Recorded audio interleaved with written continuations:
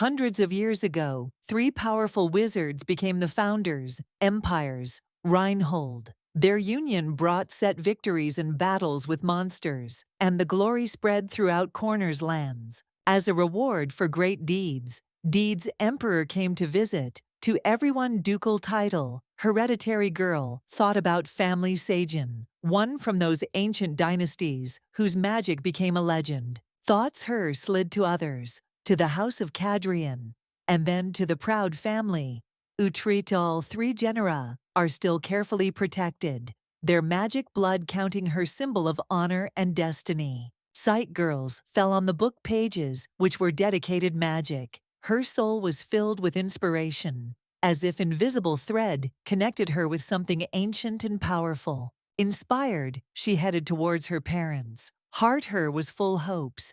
She strove open the truth about your magic, but having opened wide the door, froze on the threshold. For alarming words sounded through the door. Someone not noticing her insisted that immediately find daughter who allegedly wandered somewhere far from home. The girl didn't understand that it happens because she was here, but the mother seized panic, rejected her presence, refusing recognize her as a family member, blood. The words that followed were more frightening. The mother demanded to find the true child, and at this moment, young woman realized, in their eyes she was substitution, fake alien. This truth hit her like a blow, leaving a deep scar trace in the heart. From that day on, she strove prove your worth, though somehow earn approval. It's passed a little time, and one of the mentors, with surprise, celebrated her efforts. Girl really put her soul into earning a place in the world that stopped be her own. That's why she thinks that the girl is the first one who mastered all these books at such a young age. Someone else turned to the lady and claimed that she was sure the Duchess would also be glad to see her success. The main character asks if this is true, and she definitely wants to tell her mother about everything. The nanny tells the lady that this is a wonderful idea and suggests that she go with her to Madame after classes are over. A little while later, the two find themselves at the Duchess's door, and the little girl is ready to talk. After which, her mother tells the person behind the door to come in, and when the nanny comes inside, the woman asks what happened, and her interlocutor replies that Miss Helga received a high grade in her economics class. But the Duchess says that if she was not able to master at least this, then she would not have the right to bear the name of the Utrecht family. Well, when the nanny says that she really did an amazing job because she mastered the book, which is difficult to understand right away, even for 12-year-old young people in one sitting, the woman menacingly replies that this is why she is a member of the Utrecht family, after which she tells him everything, that if only their family had not had an engagement agreement with the imperial family, then she would have thrown away this fake. In advance, Helga understands that she cannot cry now. After all, if she cries, she will disappoint her mother even more, so she needs to hold back her tears with all her might. At this time, the maid leaves the room, and then turns to the mistress.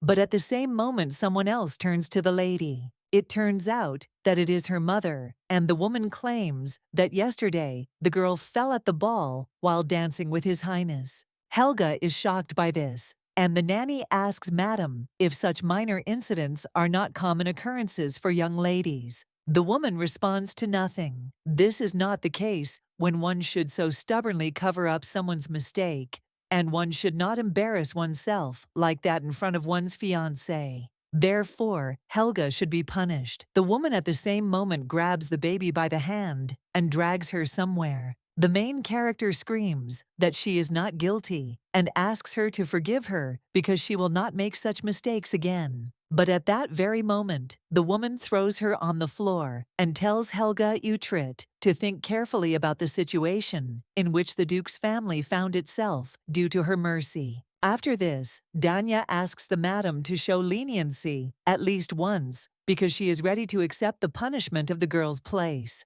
The Duchess replies that only following strict disciplinary methods will allow the child to grow into a worthy person. This is especially true for the ducal family, after which the Duchess closes the door altogether. But at that very moment the butler runs up and shouts to Milady that this girl is alive. The woman asks what he is talking about. Her interlocutor replies that the real daughter of the Duchess was found, and her name is. The Duchess asks if her daughter is alive, and the man replies that she is safe and sound, but that the child must be very sad for her mother. After which the woman says that this is not the best place for conversation, and invites the butler to follow her. The main character understands what it means that this girl survived, and in her thoughts asks her not to come, and also not to go back. Helga understands that she really is a bad child, because she made such a disgusting wish, after which she asks the heavens to grant happiness to that girl, and to her too.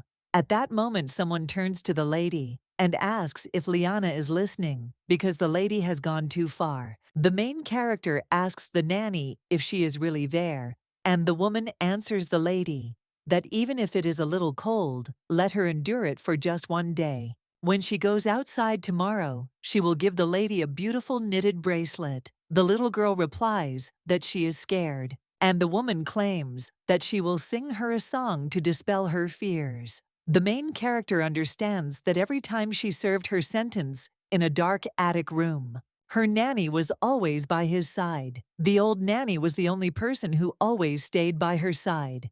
And the little girl understands that her nanny is sick at the same moment she hears the sounds of coughing and asks the nanny what happened. But when the woman doesn't answer, the girl wonders why the woman is silent. People understand that if you think about it, today is very cold weather and it is still bearable to be in the attic room. But it must be cold in the hallway. The girl immediately knocks on the door and asks if the nanny has fallen asleep. She screams for the nanny to answer, but when she hears silence in response, she wonders why she doesn't answer. At that moment, the lady unconsciously begins to use magic, and the door opens, after which the little girl sees her nanny lying on the ground. The girl screams, "What is not this?" And then he lifts the nanny up and asks her to open her eyes, because it is very cold there, so she needs to quickly return to the room. She also apologizes and asks if she will get up. The girl sees a knitted bracelet fall out of the nanny's hands, and taking it in her hands, the girl thinks, is it really a fake? Helga squeezes this bracelet, and he wonders if it is really a fake that will be thrown out of there in any case as soon as the original returns. One extremely cold winter night, her ardent, loving nanny, and also the only one who supported her, plunged into eternal sleep. Also the only person who embraced her without any conditions. Therefore, the girl understands that she will become an impeccable duke's daughter, just as her mother once, so that she would not be forgotten even when her real daughter returned. Every time the Utrecht family was mentioned, only the image of Helga would appear in everyone's mind. That night became the first day when her life as a nowhere lady endured everything, clenching her fists until it hurt, was destroyed to the ground. From that day on, her world fell apart again and again. And so by the age of 16, the girl had grown into a dignified and graceful lady, just as the Duchess had wished. She was a noble lady from the noble ducal family of Utrecht, named Helga Utrecht. Half-girl, an aristocrat who inherited the red liquid of a low-water maid. Helga's true face was hidden in the shadows. Now the girl remembers Helena and understands that all this time it begged God countless times. She asked not to let that girl come back, but apparently the heavens did not heed her prayers because she was praying for a fake. Unfortunately, the majestic God did not fulfill her desperate wish. The girl enters the room, and her mother tells Helena that the child is called Helga, and from now on this girl will help her. At the same moment, the girl greets Miss Helga, and the main character only looks at her with disgust. 16-year-old Helga Utrecht is the pride of the Duke's impeccable family. Whether it was economics, trade, or politics, she succeeded in all areas, and in secular society. Everywhere the voices praising this girl parted.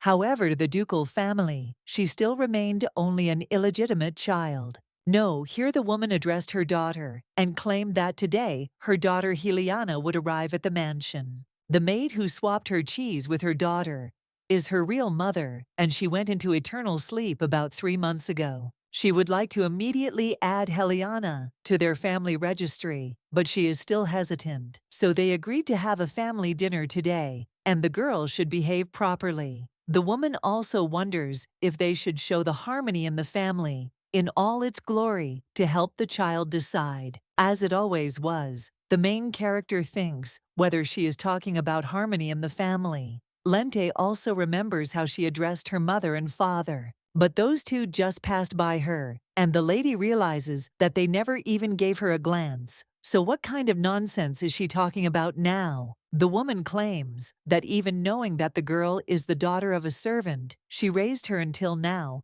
friends, education, food, and clothing, as well as a home. Thanks to this, the girl could enjoy only the best of this world. Therefore, she should repay the kindness shown in full. And she thinks that the girl should understand better than she what she means. Because despite her short pedigree, the girl is an extraordinary child. After which the main character answers her mother that yes, and the woman suggests that she not be late for dinner. The lady cannot hold back her tears, and thinking about her real daughter, she does not understand whether this is so important. After that night spent in the attic, she dealt with everything perfectly, just as her mother had wanted. All efforts were made only to ensure that even if the real daughter returned, no one would ever call her a fake again. And this is the price for all her suffering. The prayers with which she tried to ease her soul eventually returned to her. The child who destroyed her world to the ground is Helga, who is the real daughter. At this time, the woman turns to her own daughter and says that from now on, this girl will help her. The little girl greets her, and the main character realizes that this lady is so similar to her that it makes her sick. If we talk about differences, it is worth mentioning this bright and beautiful smile. The lady understands that this is a strong contrast to her who has already forgotten how to smile. The girl at the same moment claims that her name is Helga, and she is counting on the lady's help in the future. The main character understands that she has thought many times about what she should do when her real daughter returns, and whether she should be kind to her or not. After which the girl smiles and says that it is nice to meet you. A little while later, they all sit down at the table. The Duchess says she is curious to know how Helga has been doing all this time. Her daughter replies that she was able to live happily because her mother was always there for her. But at the same moment, the Duchess claims that this woman is not her mother. After which, she sighs at him and says that it's better not to rush because she's glad that the girl was happy. The main character realizes that this little girl really does look happy. After which the girl turns to Miss Helga. He wonders how his sister was doing, and if she was happy. Helga asks if she really called her sister. And at that very moment, the girl stops and asks if the lady is uncomfortable because she called her sister. After which, she even asks for forgiveness because she simply does not know what form of address is best to use. The main character understands that this girl so naturally called her sister. And then she even says that she just feels a little strange that someone calls her that, and the girl asks what the lady thinks about simply addressing her by name. Helga immediately replies that it is good, and says that she is still curious to know how Miss Helga has been doing all this time. And also, was she happy? The main character smiles tensely and thinks whether she is talking about happiness, and then answers that, of course she is. After all, she was very happy. After dinner, the girl goes outside and thinks why this little girl gets so much love. She remains unloved by everyone. Maybe it's because this girl's meters shine with cheerfulness, and she exudes coolness. Or maybe the reason for everything is that this girl is a real daughter. At the same moment, someone else comes into the garden and addresses Miss Helga. It turns out to be the same girl. The little girl asks if she can keep the lady company if she is going for a walk. She also feels a little awkward, as she has suddenly dropped in on the ducal residence, and it seems that the lady has had to waste her time dining with her. Therefore, she would like to greet her properly. Helga claims that she is truly happy to have come to a house where such a wonderful and harmonious atmosphere reigns. As a token of her gratitude, She wants to give her something, after which she takes the lady's hand in hers. Well, the main character, seeing this, immediately pushes the girl away and screams, asking what she is doing now. Her interlocutor immediately apologizes for frightening the lady and claims that she was simply going to give her a brooch that she personally chose. The main character covers her hand with the bracelet, and remembering the nanny, she understands that she needs to calm down. After all, right now she can't show how hostile she is towards this girl. Helga claims that she should apologize because this bracelet is very dear to her, which is why she overreacted when the lady unexpectedly took her hand. Helena immediately claims that she had no idea and asks for forgiveness. But the main character extends her other hand and says that it's okay, after which she even offers the lady to give her gift.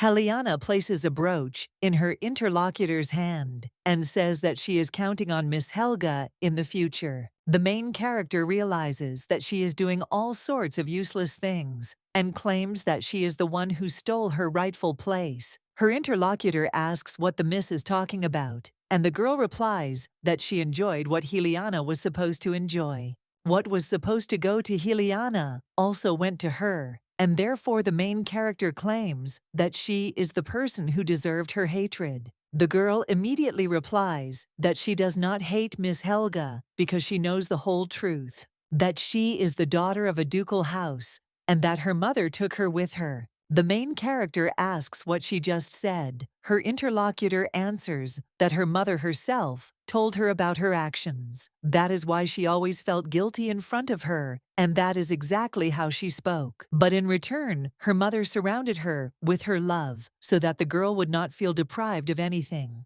The main character wonders if she felt guilty towards Helena Olegne. The girl also wonders how it happened that Helena was the only one this woman called to apologize to. Could it be that she couldn't find a single word for her own daughter? And for the mother who gave birth to her, and for the one who raised her, for both of them, she was just a false daughter. At this time, her interlocutor asks for forgiveness and says that her heart still hurts when she thinks about her mother. To be honest, long before they met, she knew that the lady was a very good person, since she was her mother's daughter. So it's nice to know that her assumptions were correct. She always thought about how great it would be to have a sister, and meeting a lady is a very joyful event for her. She made a decision: stay to live with her in the same house, and hope that Miss Helga will help her get settled. The main character understands that she was raised without a single flaw, and this girl is so flawless that the light emanating from her hurts the eyes.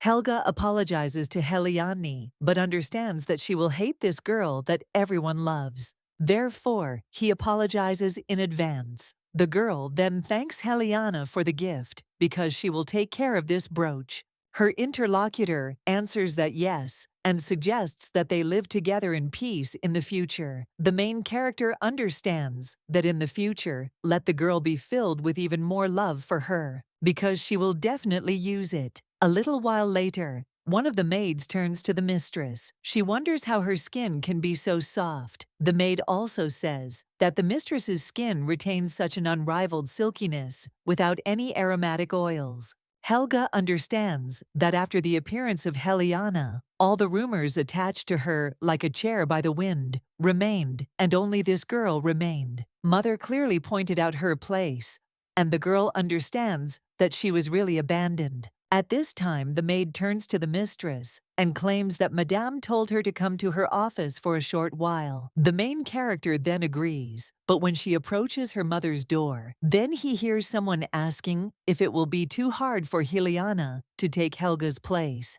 Another voice replies that there is such a thing as inherited pure red liquid, and the girl will soon get used to it. The girls are already too similar to each other, so is there any point in changing their names? The woman replies that this is not just a name change, but it's returned to the rightful owner from the child who was born in his relationship on the side and stole her daughter's name. The man then says that she can do as she knows because he just thought that such actions were too premature. The woman then says that Helena is her daughter, so she will soon get used to it and show herself much better. Then her interlocutor asks how the woman is going to deal with Helga. And the Duchess replies that this girl will have to find her place. The main character thinks if they are talking about her place and wonders if it really wasn't there but somewhere else, after which the girl completely understands that she needs to calm down. And when the helicopter happens, she tells her father and mother that she will come in.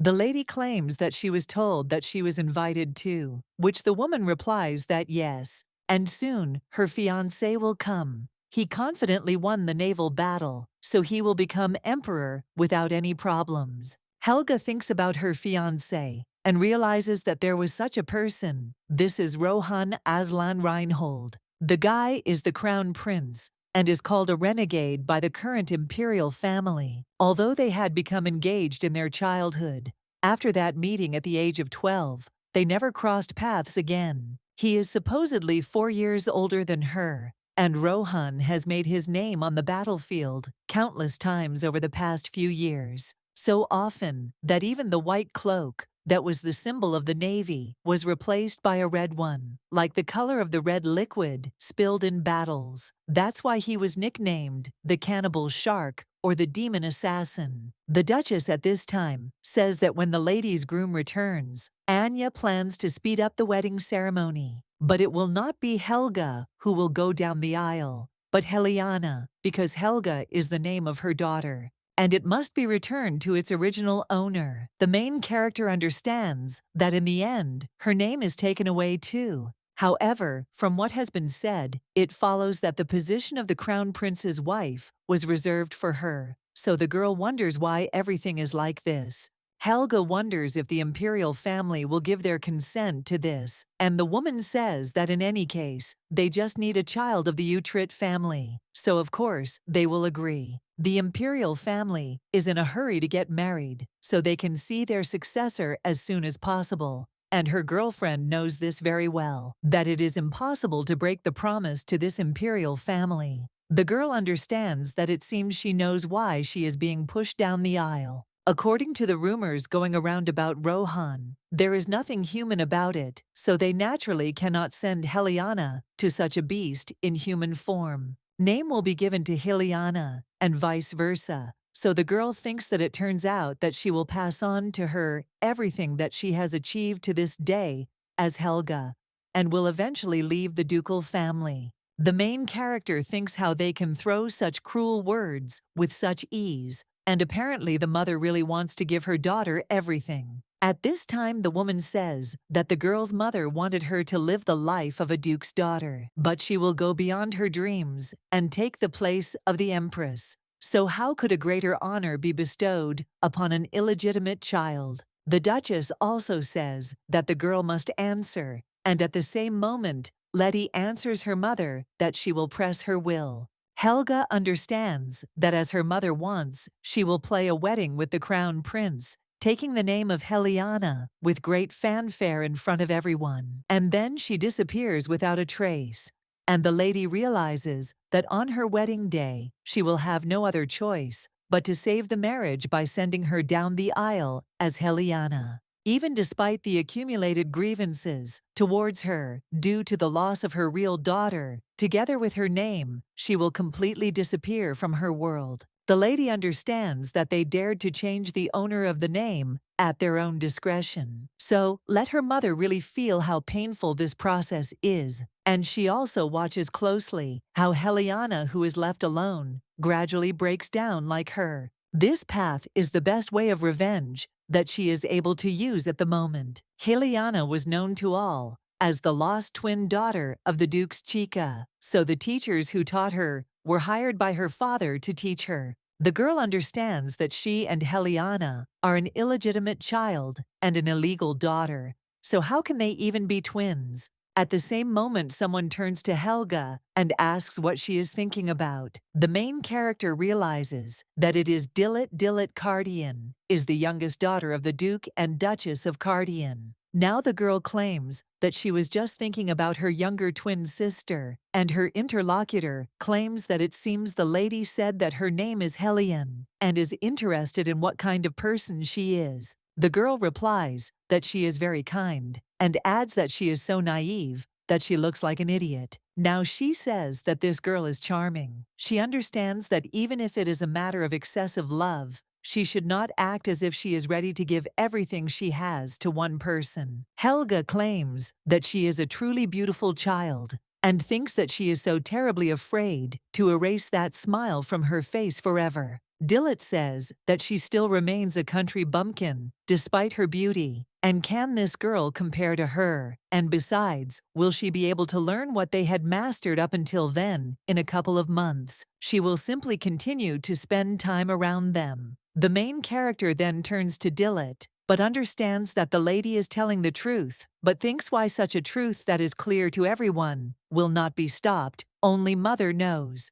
After which Dillot says, "Okay," and stop talking about it, because Helga knows that her birthday is coming soon. She feels a little awkward talking about it, but her parents seem to be planning a lavish celebration. Helga asks if the girl has already decided to intrigue her, after which he even asks how about inviting Helena too. Her interlocutor wonders if they should be reminded that aristocratic society is not the most suitable place for a stone that has disappeared from nowhere. Without a doubt, they will be seen as a peacock and a sparrow, and they will say that this is really Helga, and there really is Helena. After this, the main character says how smart her interlocutor is, and thinks that this is why she likes Dillot. Her interlocutor at this time claims that Helga is the most promising person in the empire, so they can't allow anyone to brush her aside. Let them just look at the commercial enterprises that Helga has made work again. This is a shipping business that no one was interested in, this stylish business that suffered only losses because no one could find a suitable trade route.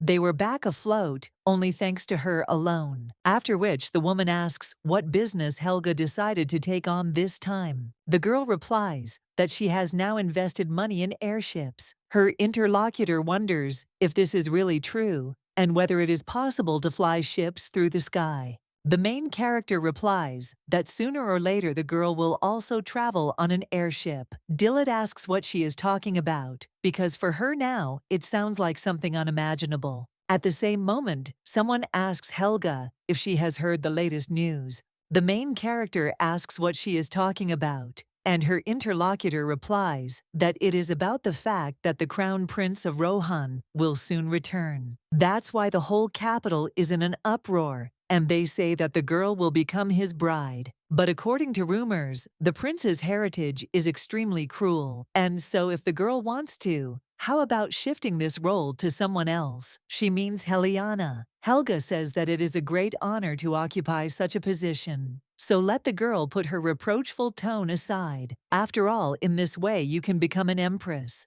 And probably Dillot asks what then the main characters do not understand, that she thinks she has already said enough and you can stop this conversation. The girl replies that it's nothing special, and thinks that this way she will sow even more seeds of doubt in people's hearts. At the same moment, one of the ladies whispers to the other that Helga has started to speak vaguely, and apparently there is something she cannot tell about. The main character understands that gradually everyone will become more and more burning with curiosity. Let them continue to talk about them endlessly, discussing how different these two are, so that the child himself feels that Helena can never replace Helga. A little while later, the girl approaches her father and says that she was told that he called her. The man replies that an invitation to a dinner party has arrived from the imperial family, and the main character understands that the legacy of the principal will soon return. So apparently, they want to enter into a marriage union with the Utrecht family as quickly as possible. The Duchess says that tomorrow the engagement will be discussed,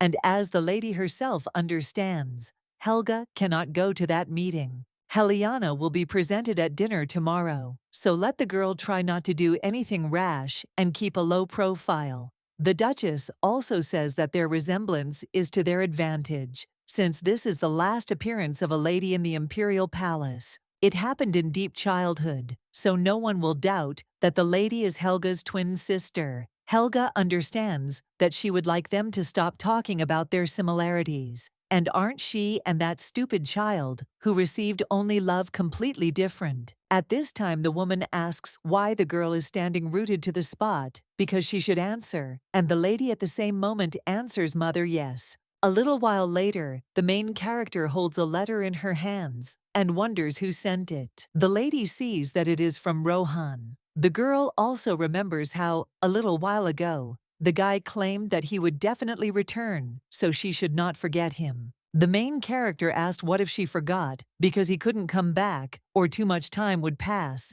and he suggested that she not say that. After all, if the girl continues in the same spirit, something will break there, and let the lady promise that she will not forget him. Well, the main character promised him, and now the lady understands that as she promised, she has not forgotten him, but she wonders if the guy remembers her.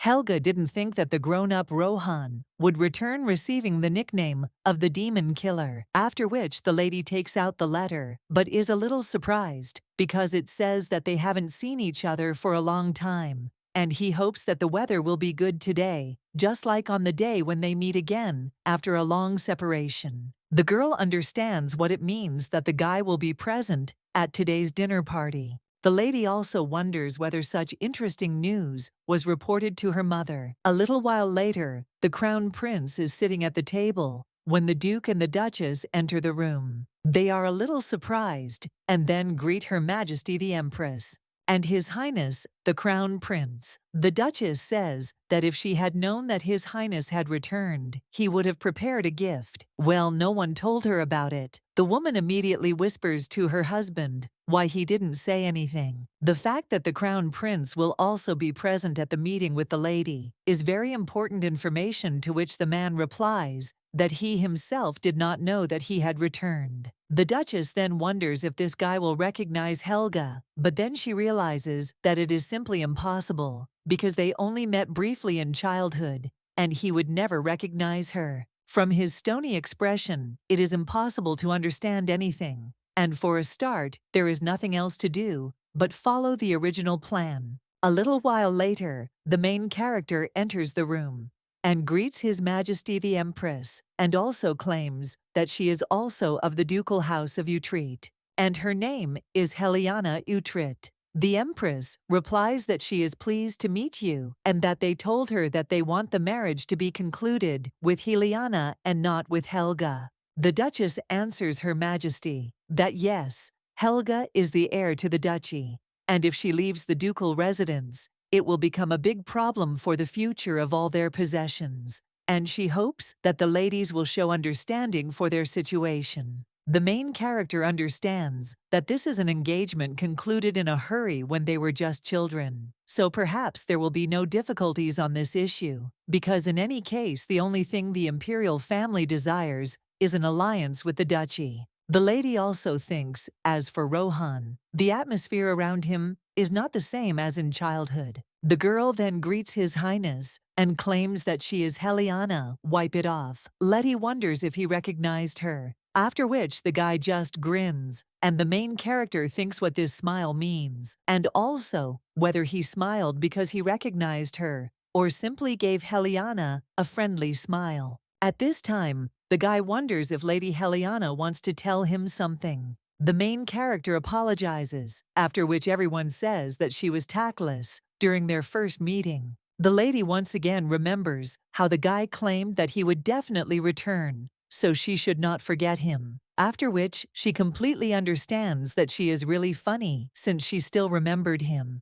The Empress at this time turns to Rohan and states that she thinks his opinion is important in this matter. After all, the alliance will not be concluded with Helga, as promised, but with the Lady Helena. The girl realizes that this guy has tangled curly dark blue hair that covers his entire forehead, and also icy dry eyes with a tiny black dot of a pupil. Rohan was called the most beautiful man of the empire, with a face very similar features to the appearance of the Empress, who is one of the most beautiful women in the empire. This guy achieved the status of a swordmaster when he was only 15, and he was such a brilliant strategist and swordsman that he could easily win all the battles on numerous battlefields. The lady understands that unlike her, he was an emperor by birthright and not a fake like her. At this time, the guy turns to his mother and says that if her bride is from the Utrecht family, then it doesn't matter who exactly she will be. The main character thinks that it turns out that that smile meant that he didn't care who exactly from the Utrecht family would take the place of his bride.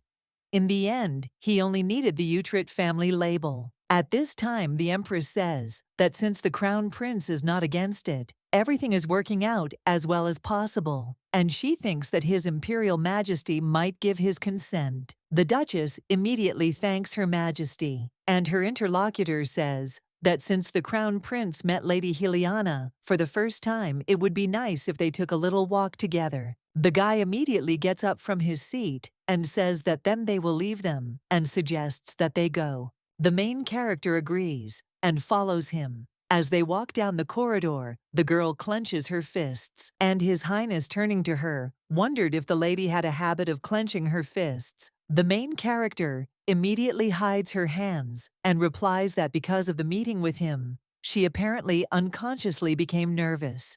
At the same moment, the guy extends his hand, and the lady looking at it is a little surprised. The prince says that these are the scars left after he grabbed the blades of the sword with his hand. The girl wonders if he is trying to intimidate her, but her interlocutor claims that he thought that since it was her, that will show some concern. Helga asks him what he's talking about, since they met for the first time today. The prince repeats the word for the first time again, and claims that this is also not bad. He turns to the lady again and asks if they really met for the first time today. The main character wonders if he is really trying to get her to come clean, and the question was not asked directly, so there is no need to answer it. Then the lady asks where she could meet His Highness. The guy, with a smile on his face, replies that it is funny, and he asks if the girl is ready to follow him and sing. He will show her the Imperial Palace. Helga replies that she is happy to and understands that the meeting with Rohan was much more fun than she thought, unless you counted the smile he sometimes gave her, which made her wonder what was on his mind. A little while ago, the boy also smiled and claimed that it was a lie because the girl was lying again, saying that everything was fine. Her appearance now contradicts her words because he sees right through the lady, after which he once again turned to Helga and asserted that she did not need to pretend or deceive in front of him. One only has to look into her eyes, and he immediately understands what is going on in her soul. As a child, the girl was frightened by the smile that seemed to say that he knew everything, and she was trembling at the thought that even the weaknesses hidden in the depths of her heart could be revealed. Nothing has changed because she sees that same smile, and this guy seems to know absolutely everything, but the girl thinks what to do. After all, she no longer wants to be weak, and touching her bracelet, the girl understands that the Helga he remembers fell into eternal sleep along with the nanny that winter night. She doesn't particularly care that Rohan might notice who she is, or even that he might somehow be able to prevent her escape, because now she has the power to protect. Her 3 ducal families are possessed by a red liquid with a talent for magic. The lady thinks that she is interested in what expressions on their faces will tell them that it was she who inherited it. Magic is her own power, and the only power that can protect her, so she has nothing to fear anymore. With the power given to her, the girl will definitely escape from this hell. A little while later, the lady is heading out with her mother in a carriage, and the woman asks what His Highness said. The girl replies that nothing special, and her interlocutor says that thank God, Helga would be broken off. In a month their engagement will take place, and then in another month the wedding ceremony will be held. The main character replies that the wedding will take place in 2 months, and this is much faster than she thought. The woman claims that no matter what the engagement, she will remain Helga, and depending on the circumstances, of course, she will have to play the role of Helion as she did today. They will completely change places in a month on the day of the engagement ceremony. The main character says that mother wanted to immediately swap them, and why did she change her mind? The woman replies that at the moment, her daughter has not yet adjusted to her new life, so it would be illogical to let her go into high society as Helga, since she grew up knowing nothing about noble culture. However, having received the appropriate education, she will soon be able to imitate her perfectly. She does not intend to show her daughter until she has mastered the basics of noble culture, and until her daughter is ready, the girl can borrow her name for a while. The woman thinks that this girl will become a model duke's daughter faster than some fake one, because she is her real daughter. And the main character thinks that her mother should teach her everything as soon as possible, because the one who will go to the imperial family will be Heliana. The woman at this time says that therefore Helga should help Heliana with her studies and share with her everything that she has managed to learn so far. The main character is surprised by this and thinks about what her mother is now suggesting she do. The girl immediately answers that she doesn't want to, but the woman asks in surprise what she said.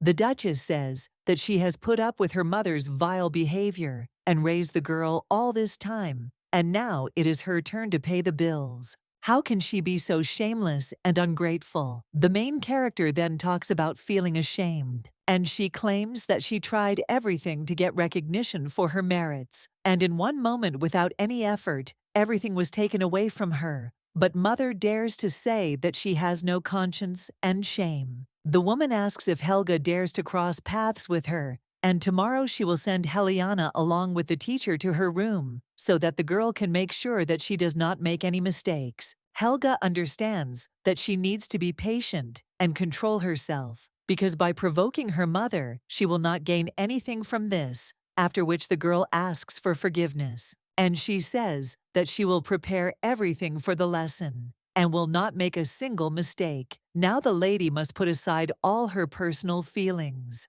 And the girl says that for the sake of Heliana, who is in first place, she will do it. A little while later, someone turns to Miss Helga and asks if this is true, since she can't learn this piece properly. The main character replies that politics is initially the most difficult subject, and if the lady repeats it over and over again, she will soon learn everything. The girl at the same moment replies to Lady Helga that she will try her best. Helga tells the girl to call her simply by her first name, because where did she fly out of the twin sisters who use the words miss when addressing each other? When her interlocutor is about to object, the main character turns to the teacher and says that as she herself can clearly see, they still have not adapted to many experts, after which the girl says that she trusts her, so she doesn't even show such an appearance with her, and she is able to show understanding. The main character understands that the teacher who has been with her since early childhood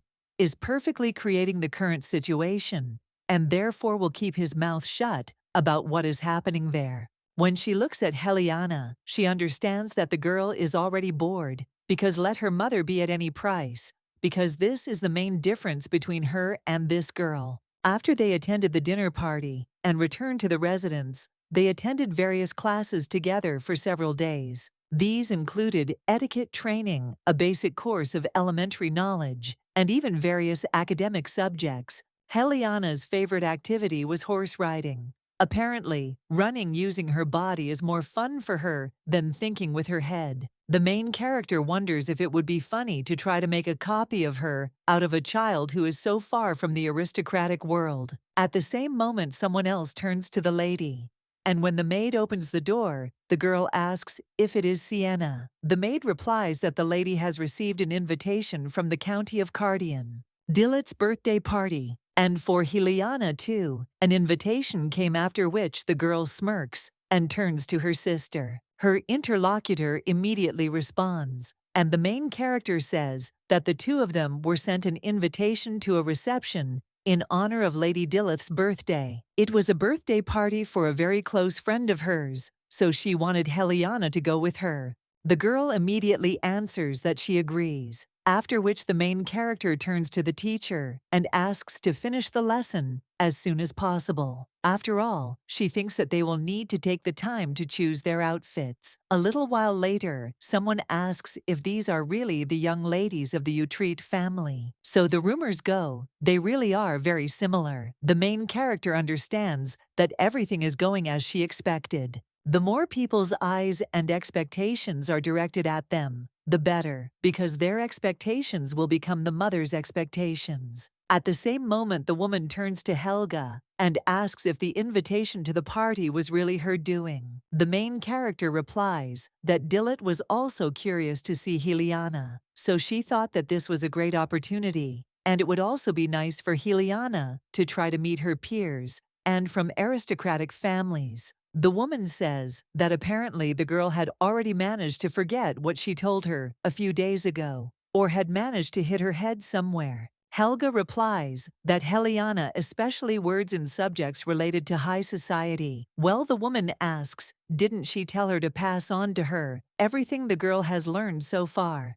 The main character replies that her excellent conversational skills are not something she learned at her desk. Everything turned out this way only because her mother considered experience to be a very important attribute of life, and so she constantly brought her, who was a timid child, into high society. The woman replies that she made it clear that Heliana is not yet well trained enough and therefore cannot be taken with her to social events. At that moment, she grabs the girl and asks how dare she try to humiliate her and her daughter. But the main character, at the same moment, suggests that mother calm down because there are too many eyes there. Unlike the estate, the woman at the same moment pushes her daughter and claims that Helga had a thread sticking out of her shoulder, so she didn't realize she sniffed the turf, and the woman wonders if she was scared, after which she even suggests talking about the morning classes, to which the girl replies that everything went well. And then he even wonders if Heliana studied fencing, because her movements are unusual, unlike hers. The main character understands that she knew that long ago her mother was a knight, and most likely all the talent was inherited by Heliana from her mother. The girl asks if she thinks it would be a good idea to teach Heliana fencing. The woman replies that she can do whatever she wants, and the main character wonders if that is really true. She wanted to be like her mother, so the girl, even without any talent, trained hard. But at that time, no one supported her in any way. Heliana, just because she is a biological daughter, can easily get anything she wants. And also, the love of her mother. The girl was getting what she wanted most in the world, and in return, Heliana would lose something else. At this social event, she will make everyone firmly remember how much they are filmed differently from each other. Later, even if she imitates her doubts, will arise in everyone's soul, and they will all be somewhat puzzled. At this time, someone else is watching them and understands that the Utrecht family, who are being hotly discussed in society, has arrived in the center of the capital. The lady's face took on an expression of boredom, after which the guy rang the bell. And when one of the waiters asks if the gentleman called, the guy tells him to give the note to Lady Helga Utrecht. The young man immediately agrees, and a little while later, the main character thinks which hotel it is. At that moment, someone turns to the lady and says that he was sent to give her a note. The main character wonders who it is from, and when she opens it, it says that if the lady continues to walk around with such a bored face, premature wrinkles will appear. So wouldn't it be better in that case to spend time with him? The main character sees that Aslan is written there and understands that this is Rohan's second name. The girl wonders if he is somewhere nearby now. The lady here already turns around and understands that anyone can recognize him, after which she thinks where he is. The girl looks at the man sitting next to this messenger boy, but realizes that he has blonde hair. At the same moment, the guy looks at the lady and, showing the scar on his hand, smiles. Helga realizes that he used a magical artifact to change his appearance. At this time, the lady's mother turns to her, and the girl claims that she was invited to the table by an acquaintance. The girl also asks if she can leave them for a while. The woman wonders if she is talking about someone she knows, and if it is someone connected with the business of the airships in which she lived money. If the lady succeeds this time, it will only benefit the Utrecht family, after which the woman says that she can go. Helga turns to Miss Helga and wants to tell her, but her mother grabs the girl by the hand and says that she should go with her. The main character looks at how these two are holding hands and then turns around, saying that she will be back soon. A little while later, the lady enters one of the establishments and looks for Aslan. The guy immediately tells her to come in. The main character looks at him and understands that she needs to be careful, since in theory, this is their first meeting after such a long separation. The lady at the same moment says, "How many years and winters?" Because the last time they saw each other was when she was 12. So it turns out that 4 years have already passed. The guy replies that it's been a while, and they really haven't seen each other for a long time. He saw the lady when she was passing by, so he called her. Although he was glad to see her, the girl looked tired, after which he puts a glass of sweets in front of the lady. The main character understands that the advice is a dessert made from fruits. Mom never allowed her to eat sweets because they are harmful to her figure. But now, the guy says that Helga has an expression on her face as if she is seeing dessert for the first time. The girl replies that it is easy to get fat from sweets. But her interlocutor says that it also lifts the mood, so let the girl try it. When he looks at the lady, he understands that now her facial expression corresponds to her age. And now, the girl looks much better than when she was next to the Duchess. After which, the guy asks how she likes the dessert. The lady replies that it is so sweet that she can't even collect her thoughts. The prince, looking at the lady's hand, understands that she still has the habit of clenching her fists so hard every time she has a hard time that there are traces of her nails, and it seems that everything has become much worse, and the scars on her palms have remained the same. So he wonders who the hell she was trying to fool. After which the prince asks if the girl gets along well with her younger sister. At first, the girl wants to answer something, but then she falls silent and claims that if Aslan marries her sister, she will leave the mansion again. Therefore, is it possible for any hostility to arise in such a short period of time? If the younger sister leaves, then only she will remain alone. But the girl understands that more precisely, only Helga will remain alone pretending to be her. Everything that was her heavy burden in the past will become Helga's heavy burden. And then Mother will clearly feel the emptiness from her losses. The guy then replies that everything is as it is, and the lady will remain alone, and then he gets up and says that it's time for him to go. Before leaving, he would like to give her a gift, and handing the lady a box, he asks if she has ever tried something like this. Helga asks what it is. Her interlocutor says that when she is in a bad mood, then let the lady eat this thing, and she will immediately feel better. However, he would like her to always be well, and never have any reason to open this box. Helga, at the same moment, thanks him. The guy understands that, as he thought the summer suits him better when she smiles like that. A little while later, the girl heads back to her mother and realizes that thanks to Rohan, after a long time she has the opportunity to be alone. No matter how much the girl thinks, she still has to visit. Well, at the same time, people understand that they can't allow any of the passers-by to notice how she's heading to that place.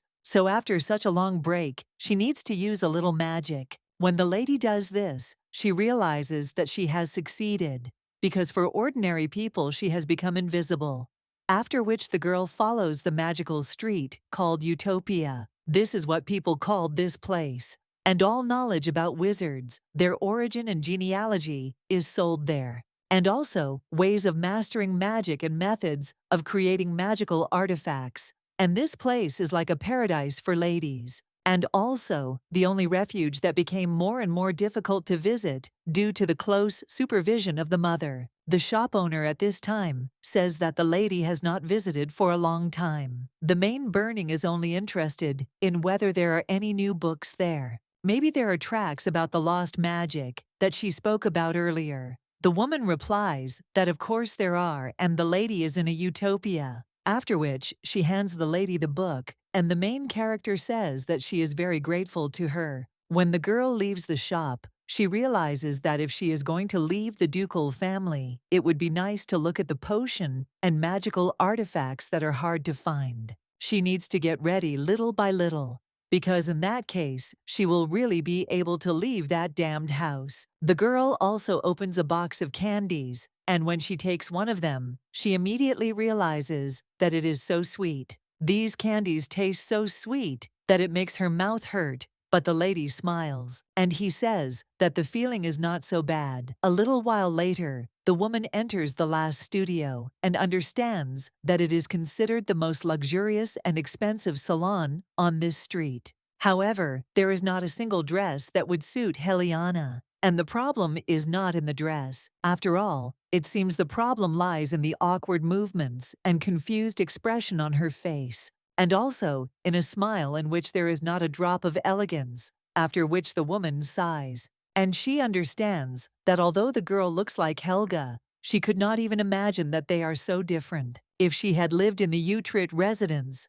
Tony would have grown up to be such an uncouth country bumpkin. If she had grown up in a ducal family, she would have coped much better than Helga. But no matter how much they hide it, the noblewoman and the maid are two different birds of a feather. A little while later, someone greets Lady Helga. One of the workers claims that the lady arrived on time because Lady Helena had just finished the fitting. Another worker claims that Lady Dillot is also there and is waiting for her turn inside. The main character asks if this is Dillot, and then thanks him for the information. The woman at this time understands that in the current situation, they will be compared even more. The Duchess also turns to Helga and asks if she has sorted out her affairs. The main character answers her mother that yes, but at the same moment someone else turns to Helga, and she says that she is there. So let the girl look. There it turns out to be Dillot, and the woman tells the girl to go to her.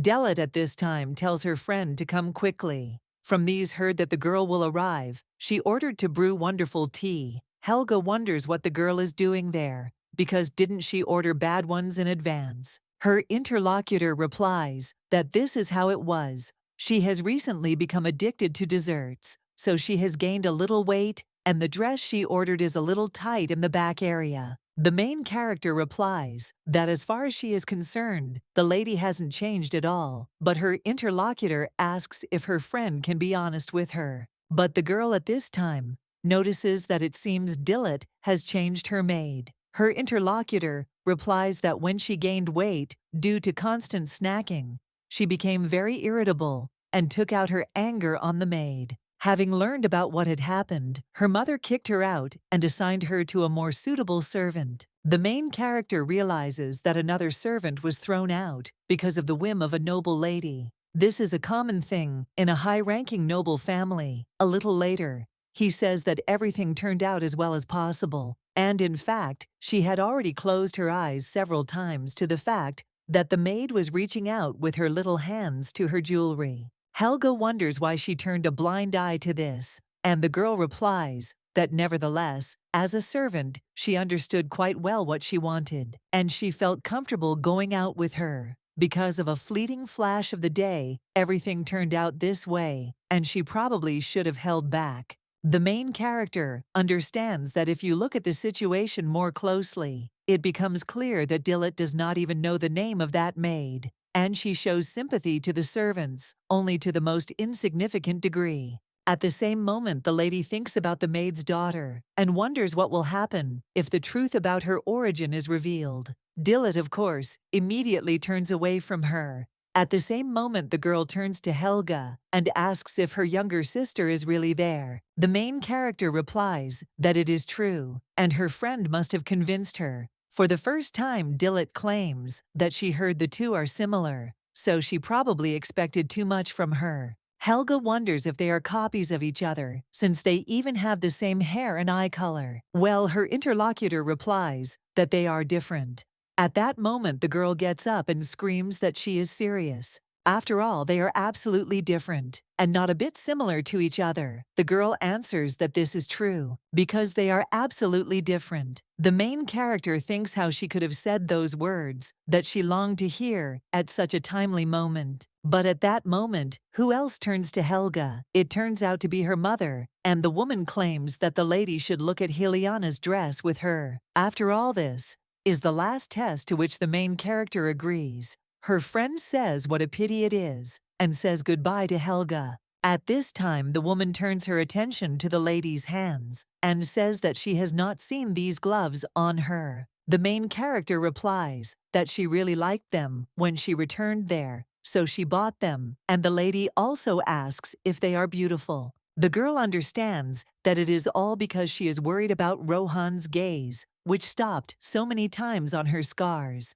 If you don't look closely, it's not particularly visible, but he noticed at the same moment someone else turns to Miss Helga. It turns out that Helena, their main character, is asking if she likes dresses. The girl replies that no matter what she says, they are all terribly uncomfortable, and she feels like she is wearing something that doesn't suit her. After which, she whispers to her interlocutor whether she saw the prices, because everything there is too expensive. And for the price of one dress, she can live comfortably for 3 years. Helga understands that everything is as expected because what she has accumulated over a certain period of time and everything that she has learned cannot be learned in just a couple of times. After which she asks her mother to expect more from her real daughter. Now the girl says that she thinks this is becoming more and more suitable for Miss Helga. But the main character says that Helena should not feel burdened because this is only a small part of what she will enjoy in the future.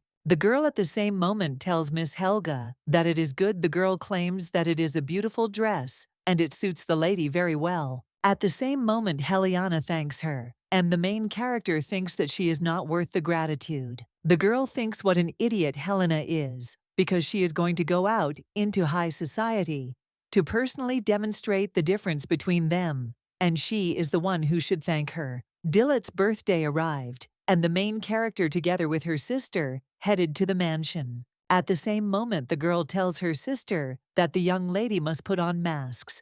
The main character understands that her friend has come up with a wonderful fun this year too. At the same moment, the butler announces that Lady Helga and Lady Helena from the Herzen house of Utrecht have arrived. At the same moment, someone else approaches one of the ladies and claims that he was waiting for her. This guy is interested in how the business she is currently running is going. This girl is Helena and doesn't even know what to answer. But at the same moment, the main characters don't approach them. And she says that her interlocutor spoke with Helena. She is Helga. The man then answers that it is because of the mask. He is a little confused, so he asks them both for forgiveness for his tactlessness. The main character replies that it's not a big deal because his words about him waiting for her are much more important. The aristocrat replies that he wanted to talk to her about the business related to flying ships and is interested in what future she predicts for such machines. He also says that there is no longer any advantage in using land and sea means of transportation because it has all become very difficult. But can such a pile of metal really float in the sky? The main character distinguishes that a test flight has already been conducted, and although it did not last long, it was completed successfully. At the same time, the aristocrats say in surprise that, as expected, the Utrecht family is indeed lucky to have such an outstanding daughter. Helion, at this time, thinks how smart Miss Helga is, and she is really amazing. In the blink of an eye, people crowded around Miss Helga, and as she thought Miss Helga was magnificent, and in comparison with her, but at the same moment, someone interrupts the girl's thoughts and says that Helga is there. The aristocrats opposite the lady say that they will leave her, and at the same moment, the other ladies say that this is what was expected, because even there, their Helga is busy with business. However, one of the ladies wonders which of them is Helga. At the same moment, someone pushes the lady apart and asks what kind of a gathering of fools this is. After all, they still haven't recognized Helga. It turns out to be Dillot, and the woman asks her friend if she has had dinner yet. The girl replies that neither she nor Hyliana have had dinner yet. To which the woman replies that this is wonderful because she just ordered the table to be set for her personally, and the girl asks if Helga will go with her. The main character then turns to Hyliana and says that she thinks she should go with the birthday girl. Hyliana understands that this is her first time in such a place, so she doesn't know if she can cope alone. But then the girl realizes that she can't rely only on Miss Helga forever, after which she invites Miss Helga to go, and the main character claims that she will return soon. When the girl leaves, Hyliana thinks that Miss Helga should return quickly. Well then, the girl also turns around and notices many glances at her. The lady understands that all eyes are directed only at her, and she doesn't even know what to do. A little while later, someone approaches the girl and asks if she is the lady rumored to be there. The woman asks if she is scared and if this is her first time attending an event of this kind. The girl replies that this is exactly how it is, after which the woman offers to join the days of Penza for an interesting conversation. She will relax and it will become much more comfortable for her to be there. Hyliana wonders where they are going, and at the same moment, one of the aristocrats says that they really look alike. Although not so much Lady Helga, well, this lady should also be talented. Someone else answers that she doesn't even know, because at least she probably won't give reasons for disappointment, because she is related to Miss Helga. A little while later, someone asks if this is true, and if Lady Helga really has such a side. The girl replies that yes, she likes it when Miss Helga wears simple outfits. Then one of the nobles asks if Lady Hyliana can share with them how Lady Helga is currently doing. The girl replies that it seems that in recent days, she has started wearing lace gloves, and she also thought that it was very beautiful. It seems that everyone likes any actions of Lady Helga. Another girl says that it is so, because there is also madly like that the lady looks very much like Helga, and this girl, who looks exactly like Lady Helga, and even has such a sweet expression on her face. Hyliana at this time realizes that thanks to Miss Helga, they were able to quickly get along. But at the same moment, someone else turns to the lady and asks how she feels after the engagement ceremony with the crown prince turned upside down. After all, Lady Helga was originally the crown prince's fiancée, but at the same time, her engagement was broken off, so what happened must have deep meaning for Lady Helga. After this, the girl looks at these people in surprise and wonders what they are saying. One of them says that the lady has an expression on her face as if she is hearing about this for the first time. Hyliana wonders if they really mean to say that she is engaged to the crown prince. Everyone is looking at her as if they know it perfectly well, and if she denies it right there, and now saying that she doesn't know anything about what happened, then all those eyes will be filled with hostility. They might begin to see what had happened as a sign that her mother had secretly given Miss Helga's property to her. Then Miss Helga will look like she lost her things because of a country bumpkin like her.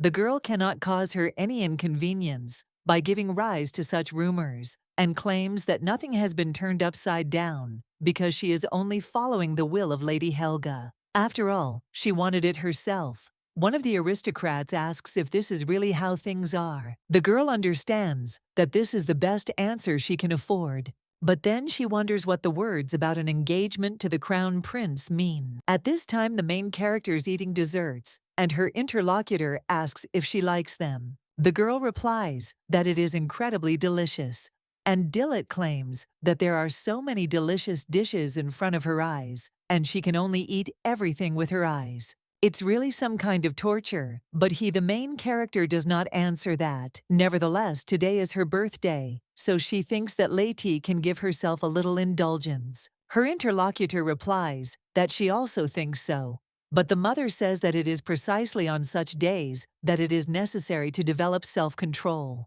Helga claims that she feels like she needs something there to improve her mood, after which the maid opens the box, and the main character says that it is her gift. When the woman asks what is there, she sees a magic wand. The wands of the wizards who founded the three ducal families are famous enough to feature in history books. The gift that was given to Dillot is the one that Kadrian's ancestors had longed for in the past. Sajan Cardian and Utrit. The reason why the middle three families of the ducal line of Kadrian were discriminated against. It was that they lost this magic wand, so they said that the gift was not intended only for Dillot, but for the ducal family of Kadrian as a whole. This gift will finally put an end to the humiliation of the Kadrian family and put it on the same level as other duchies. The main character now says that she prepared this gift especially for Dillot. At this time, her interlocutor asks how Helga found it, and the girl asks if she likes her gift. The girl replies that it is natural, and Helga is really the best, because now even if she gains weight, her mother will never put her down. The main character understands that in the end, it was worth shocking the entire black market of Utopia. For this moment, her efforts still bore fruit, and from now on, Dillot is in great debt to her. Therefore, if she ever needs help, she and her family will definitely extend a hand in her direction. At this time, one of the maids turns to the lady and claims that a gentleman waiting outside asked her to give her a note. The main character opens this note and sees that it says that the guy came to sell a new batch of candy and he will wait for her on the balcony. Dillot asks Helga what is written there and who the note is from. She also asks why her friend is smiling and asks to show her. The main character understands that Rohan's return is still kept secret, and the girl does not understand why he came there. After which, the lady tells Dillot that someone wants to see her, so apparently she will have to leave her. Her interlocutor asks if she is really not going to tell who this person is until the very end. But Helgi has too many secrets from her, so she is terribly upset. The main character replies that this has nothing to do with her, and besides, the secret is not hers at all, so she cannot tell anything and asks for understanding. Hyliana says that regarding the engagement, Lady Helga herself wanted it and asks the woman if this is really how things are. The prince at this time thinks whether she is saying that this is Helga's own desire. Hey, the girl chose the most appropriate phrase to get out of a difficult situation. Although he doesn't like that she brought Helga's name into the conversation. Seeing the girl's puzzled face, one can conclude that everything follows the will of the Duchess. Both before and now it has always been an extremely superficial love towards Helga. But at that very moment someone else comes up to the balcony and addresses Aslan. This girl says that she still has a lot of candies left in stock. The guy replies that he is glad to hear that she doesn't need them, and then asks if she can extend her hand. The main character does so, but wonders why he suddenly needed her hand. After which, the guy takes off her glove completely, and the girl, surprised, tries to take her hand back. The prince suggests that she wait a little, because he just needs to give her something. Then he takes out another pair of gloves and asks if this one isn't prettier. The main character, looking at it, understands that the lace is denser, so scratches from nails are not visible at all. The girl immediately replies that they really are much more beautiful than the previous ones. After which the prince says that this is good, and he did what he came for, so he will leave her. He also says that if the lady needs candy, she can contact him at any time. A little while later, someone runs up to the lady and claims that Lady Helena asked to pass on something, that she is the first to return to the residence, and the main character wonders if she really went alone. Helga understands that such a stupid child would never leave alone without a special reason, and apparently something interesting happened to the girl in her absence. When the lady returns home, her mother asks why the girl returned home alone. But the lady looks resolutely at her mother.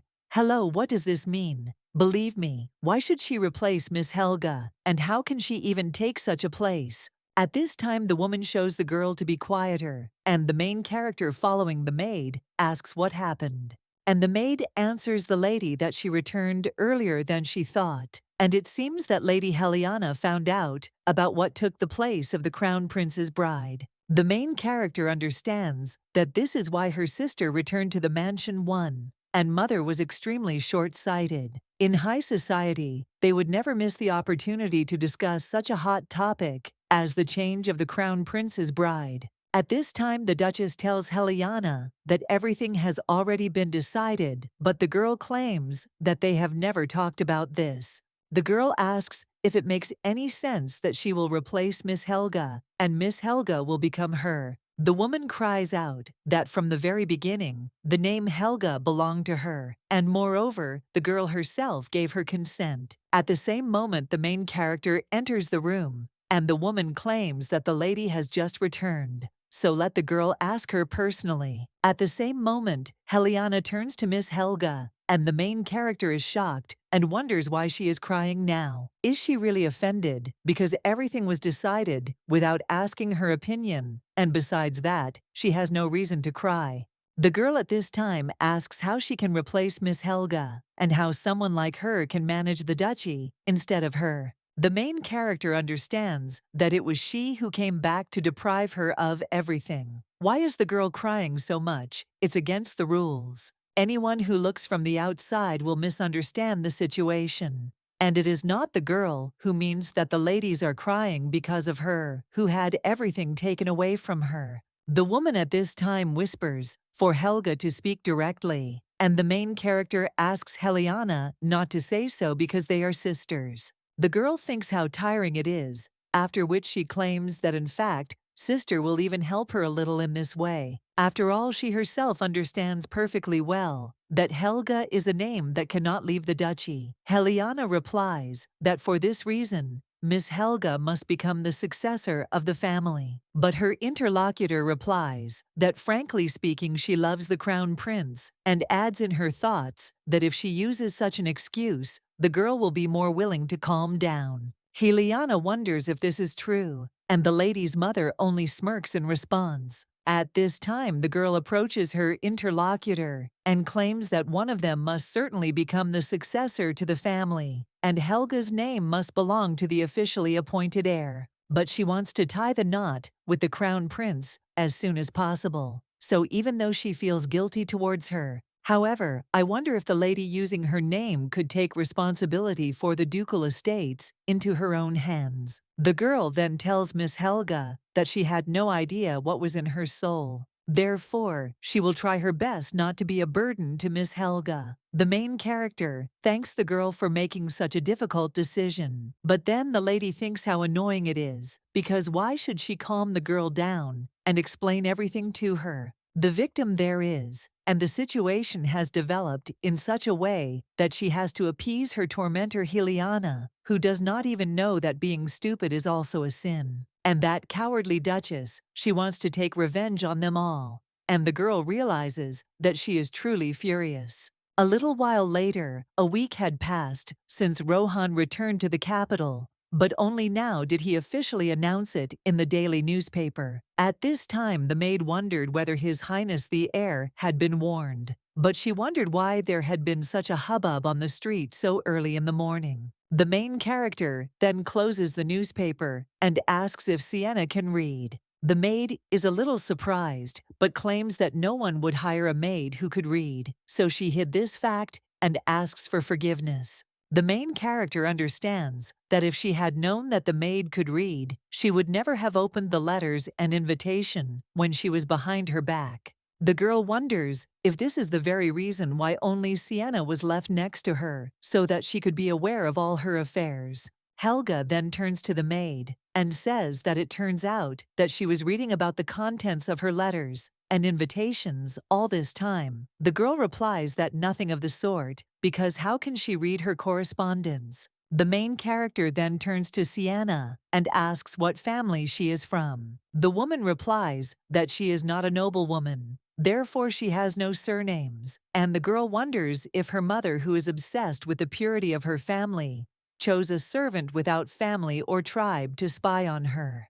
The girl claims that she also doesn't particularly like having a maid who can read because she can report her actions to her mother at any moment. But her interlocutor replies that she never planned to stay with her for such a disgusting reason, and that she simply found herself in debt to the lady one day, and that is why she stayed longer. The main character wonders if this is really true, and the girl replies that in childhood, due to lack of money, her mother could not receive treatment. Then she started stealing, and one day she met the lady. The main character realizes that she was 12 years old. Then it was the day when she, tired of her mother's cold attitude, slipped away from the Duke's house and wandered around the city. At that moment she caught a sloppy child with a burn on his forehead, stealing. The girl asked her to spare her only once, because her mother was very ill. The main character said that since they were the only two there, the girl could leave.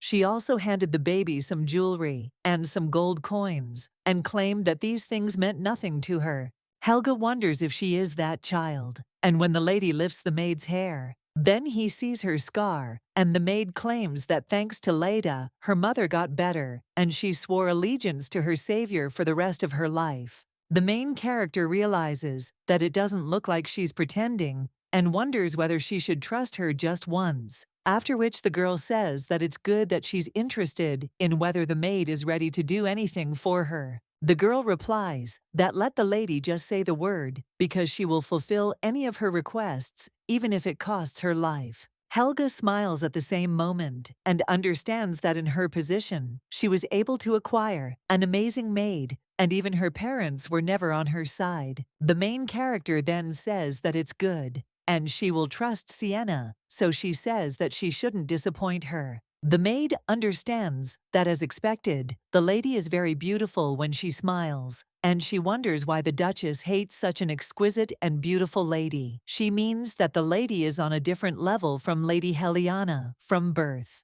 A little while later, someone approaches Miss Helga and says that she needs to deliver a letter and then asks if she can come in for a moment. The main character replies yes, after which Helena hands her a letter. When the girl opens it, she sees that it is from Rohan. And in this letter, the guy wrote that he is looking forward to meeting his bride after so much time. Helena says that, to be honest, she was a little surprised when the lady said that she loved His Highness the Crown Prince, because there is nothing more beautiful than love. As the lady wishes, even though she is a little lacking, she will study hard and become an amazing Helga. The main character thinks, is she really saying that she will do as she wishes? The girl at this time says that Miss is really great, because seeing how honest she is in her feelings, she fell in love with her again. Helga understands that you girl does not notice anything around you, or he is deliberately hurting her.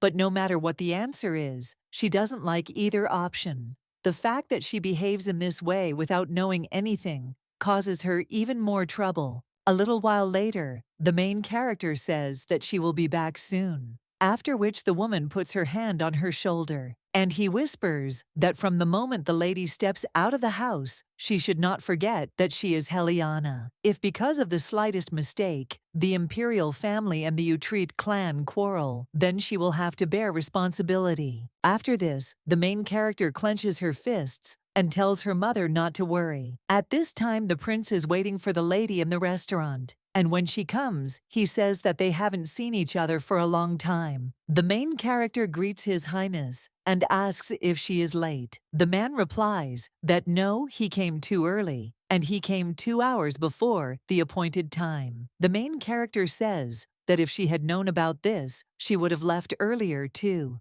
But her interlocutor says he thought he might have to wait and see. He thought he needed to try to feel what her heart had become after waiting for her for 4 years. The girl asks what he is talking about, because she has never waited for him for such a long period of time. The guy answers Lady Helena that this is true, because she is too similar to Helga, so he is confused for a moment. If you look closely, you can see that they are really different. The way Helga smiles is different from the way the lady smiles. So when she returns to the residence, can she ask Helga how she felt at that moment when, after 4 years of waiting, she was told that Lady Helena would be walking down the aisle with the crown prince? The girl replies that she will pass on his question, but she wonders if he is really asking what she feels. Rohan himself knows everything perfectly well, because she feels as if a tin box full of sweet candies has been taken away from her. At this time, the guy tells the lady to sit down, and when the main character does so, then suddenly he hears someone shouting out greetings to His Highness the Crown Prince. The brunette sitting in front of her asks if it's not funny since he is there. They did not doubt for a second that the crown prince was riding there on horseback and continued to sincerely send joyful cries in the direction of that man. But upon closer inspection, everything is not so, because if you really pay attention, you can easily see the difference between the fake and the original. The guy claims that when he returned, what he was going to do was apologize to Helga for waiting so long. The main character wonders if he is saying that he is apologizing, but this is a word that she has never heard from the lips of those who did much more to her, for which it would be worth asking for forgiveness. But Rohan apologizes to her only because he made her wait for him for 4 years. The guy at this time claims that there is something more important than this, and when he gets up from his seat, then he approaches the lady and takes her hand in his. The main character realizes what an idiot she is. After all, how could she forget that these gloves were a gift from Rohan? At this time, the guy claims that the marks from the nails look even more painful than before and asks whether to send him medicine. The main character doesn't even know what to answer to this and understands that he just needs to behave as before. And didn't he turn a blind eye to what was happening, pretending not to know her? And now that everything has gone so far, he is trying to pretend that he knows absolutely everything. The girl understands that if the lie is revealed now, both her mother's plans and hers will be completely destroyed. Now she can't let that happen. The guy just sighs and claims that it wasn't the most important thing, and also addresses her as Helga you treat, wonders what this damn ducal family did to her. The main character is a little surprised by this. Her interlocutor claims that he shouldn't have left her in that place for those 4 years, after which he even asks the girl to say what she wants because he will do as she wishes. Helga replies that she doesn't understand what he's getting at, and she really doesn't know what His Highness is talking about. But the guy suggests that Helga stop lying and wonders why every time they meet, he sees scratches on her palms. Nothing has changed at all between her childhood and now, so he is interested in why she developed such a habit. The main character says that in childhood and realizes that a memory has resurfaced that she would not like to remember. But there was a day when she was locked in the attic for the first time, and the nanny asked what was wrong with the mistress, and maybe she could ease her soul by telling the nanny about what was bothering her. She also told the lady that she shouldn't cry like that because her eyes were swollen, and something had to be done about it. Helga replied that tomorrow she had to go with her mother to the ceremony of granting the title of crown prince, but she didn't want to go there. Every time they come back from such events, Mom becomes simply terrifying, and she always only disappoints her, so she doesn't want to go anywhere. The nanny told the lady that nothing bad would happen tomorrow, so she shouldn't worry. But at that very moment, someone else burst into the room and wondered if the girl was still crying. It turned out to be her mother, and the woman claimed that if the girl had decided to continue arguing, then she too had no other choice. Then she looked at the maids, and they immediately grabbed the baby. Helga Scraper told her mother that she was wrong, but the woman claimed that if the girl had realized her guilt, she would not have cried there endlessly. She also asked who she thought the Utrecht family were, after which the lady was thrown into the attic.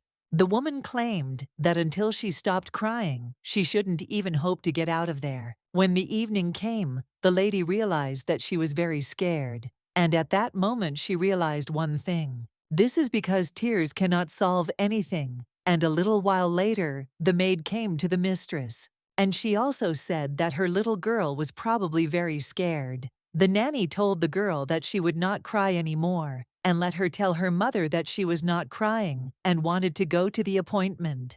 A little while later, the woman claimed that now the girl, at least a little, resembled a member of the Utrecht family. She also claimed that this is the ceremony of granting the title of crown prince, and there will be talk of marriage with His Highness. So today is a very important day. The girl knows what awaits her in case of the slightest mistake. A little while later, other aristocrats came to greet them. One of them said that the young lady was so serious, and maybe that was why she became one of the candidates for the role of the crown prince's wife. The Duchess claimed that they were flattering them, and at the same moment the woman told Helga to go to the Crown Prince. The girl agreed in response, and when she approached the boy, he turned to her with a smile, after which the lady greeted His Highness the Crown Prince. The guy took her hand and invited the lady to come to him. He also asked if she had already eaten, to which the girl replied that she had. The brunette asked about sweets since he had candies,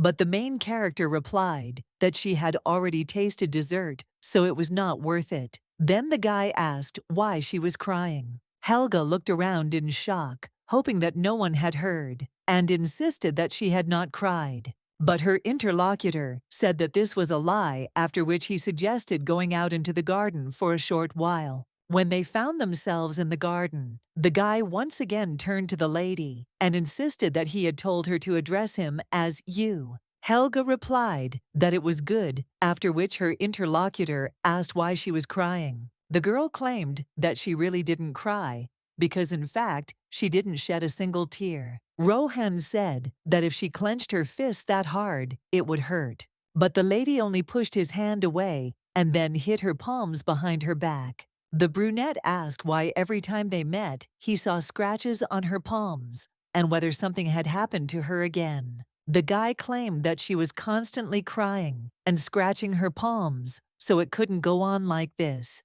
If she continued to shed her precious tears, he could leave her there. The main character asked if he was going somewhere, to which the guy replied that yes, it was a place she had never heard of. Helga asked why he was going there and whether he could stay, but the guy replied no. At that moment, Rohan replied, in an extremely indifferent tone, that he was heading to the battlefield. The guy was so calm that it was impossible to believe that the child standing in front of her actually said the phrase battlefield. The girl at that very moment asked if that was really the case, to which the guy replied that yes, but right now he was not going anywhere, so let her not start looking at him with such a worried look. The prince claimed that he would definitely return, so Helga should not forget him. The girl asked what if she forgot, because he would not be able to return or too much time would pass. But the brunette suggested that she not say that, because if she continued in the same spirit, something would break in his head. That day, she was locked in the attic for the first time,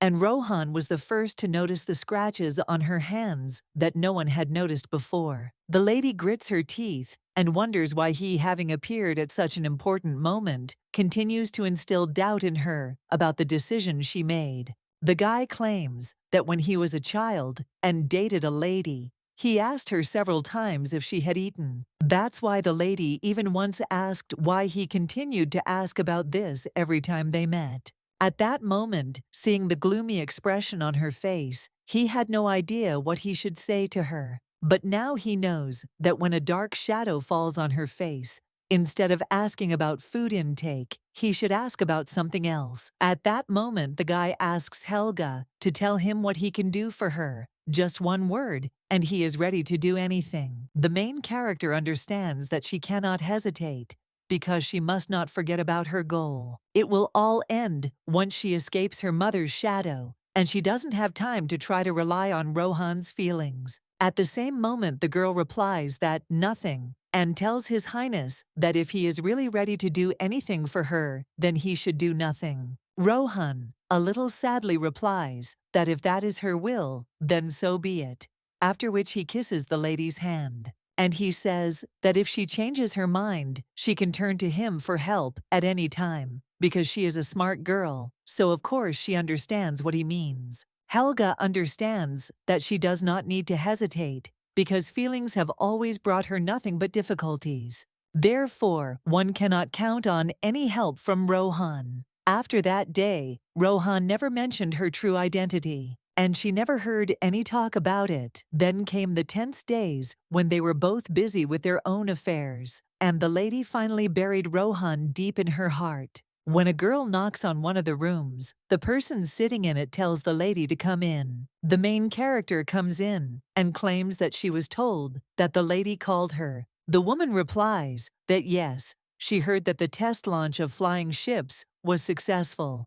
Helga replies that everything is exactly like that, so she asks if her mother would mind if she left the residence for a short time, as Helga. The woman agrees and says that Heliana has not yet perfected the role of Helga, so they will do as she says. The main character thinks how ridiculous this situation is because she has to ask permission to go somewhere under her own name. The Duchess wonders why the girl stood up so wickedly, and the main character wonders if she still believes in the feasibility of her idea. And also, does she think that Heliana can replace Helga? The girl does not understand how she can be so self-confident, after which she says that nothing's special and she will be back soon. A little while later, the main character gets out of the carriage. At that moment, a lady with green hair runs up to her, and Helga wonders if Sherry came out to meet her. Her interlocutor asks if the lady really came to the research center because of a mistake and she had to travel a long way. So she can't put into words how happy she is that the test run has been successfully completed. As expected,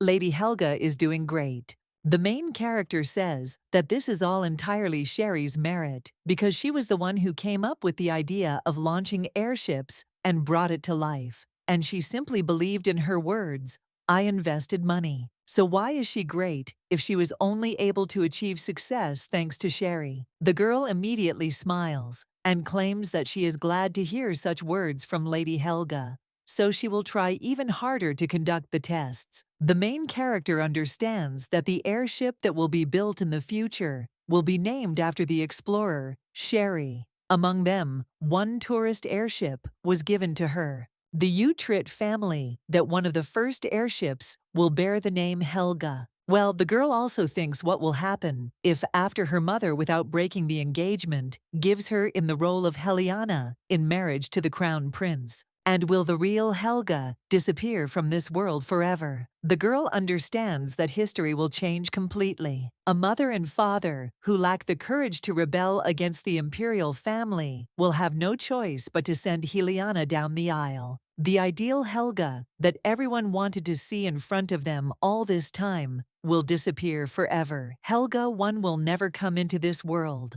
And at the moment when the Utrecht family could be at the peak of their glory, she will destroy everything and disappear. Since they broke it, the same fate will befall them. But at that moment, who turns to Lady Helga? The girl claims that she definitely wants to show her something, and the main game is not interested in what exactly. Her interlocutor says that soon the lady will see everything for herself, and she thinks that what she sees will also please her. The main character understands that her interlocutor always has such a happy expression on her face, so she does not understand what makes her life so joyful. The lady wonders if she will be able to smile in the same way later after leaving the ducal family. The girl understands that everyone will fall on their faces, and regretting will finally feel how much everyone misses her presence. Just the thought of it is enough to make you laugh sweetly. And the lady wants that day to come as soon as possible. After all, then she too will be able to smile so dazzlingly. A little while later, the main character looks at something. The lady with green hair claims that she considers this part to be the heart of the airship.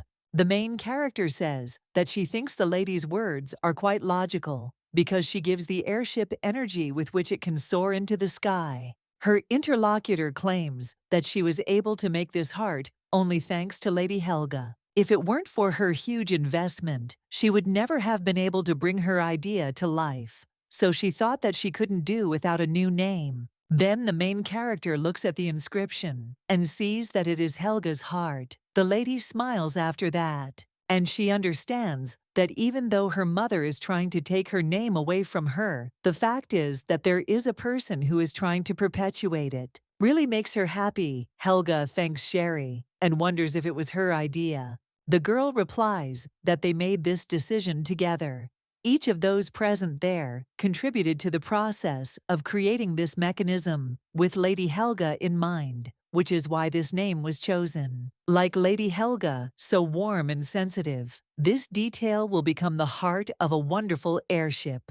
The main character understands that the girl calls her warm and sensitive. Sherry is the first person who says such words to her. After which the girl mentally thanks her and wonders how the personal investor's income has increased over all this time. The girl replies that yes, and very much so, but the tourism business will remain only under her management. The main character asks when the next test flight will take place, to which her interlocutor replies that they were going to hold it on the day of Letty's younger sister's engagement. A shower of flowers will fall from the airship, and since her younger sister's engagement is taking place, the girl thinks that the lady will also be in a happy mood. Helga replies that it is her younger sister who will be getting married and not her, so she has no reason to be happy. Sherry says that she meant that if something good happens in the younger sister's life, then Lady Helga will be happy about it too. But the girl asks if she is wrong.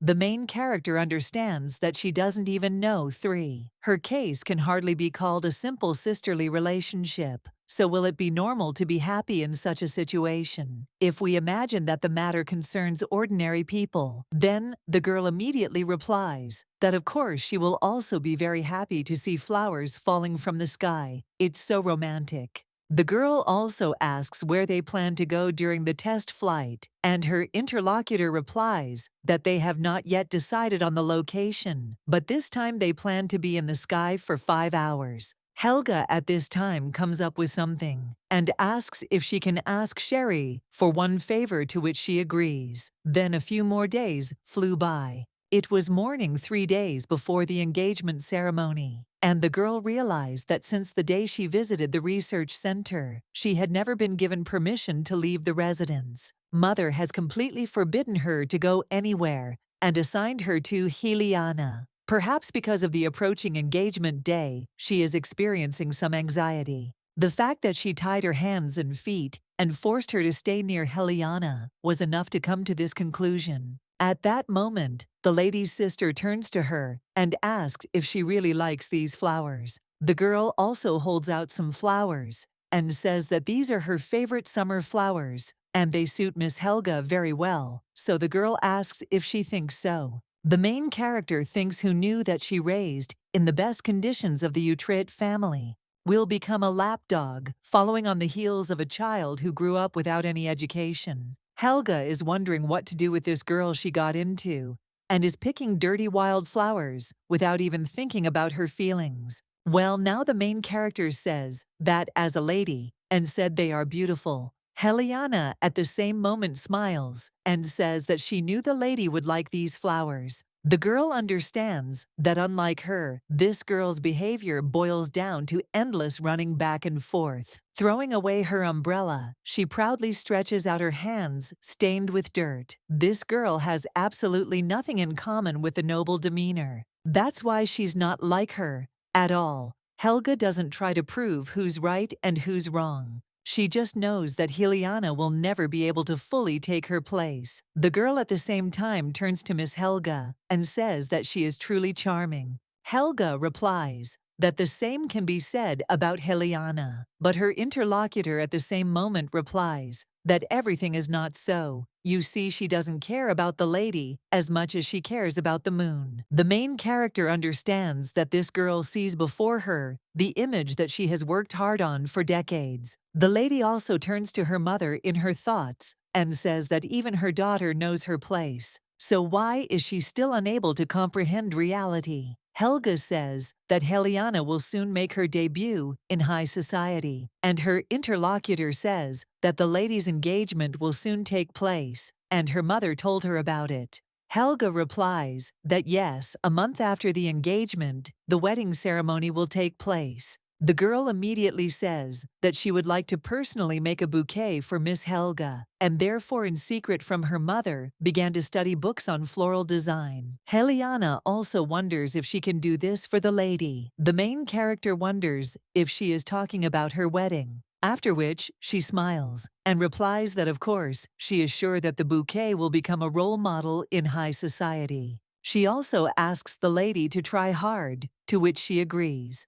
A little while later, the Duchess looks at one of the sheets. The woman wonders why he is asking for a meeting now, since there are only 3 days left before the engagement ceremony. Her daughter is not yet sufficiently trained in all respects, so she cannot introduce her to high society, and wonders why the hell Heliana's manners do not get better. The woman claims that it is really annoying, and then orders the maid to call Helga, and also to convey that an important meeting is scheduled for tomorrow, so let her come to her room immediately. A little while later, the main character enters her mother's room and says that she was told about some important meeting. The woman replies that yes, the crown prince wants to see his bride, and she should watch her language. Helga tells her mother that yes, he asks her not to worry about it, after which she keeps telling him that she will leave her. But the woman says that recently the girl has been behaving extremely quietly and does not show that she does not like the current situation at all. After which the Duchess becomes interested in whether she has finally realized who she really is.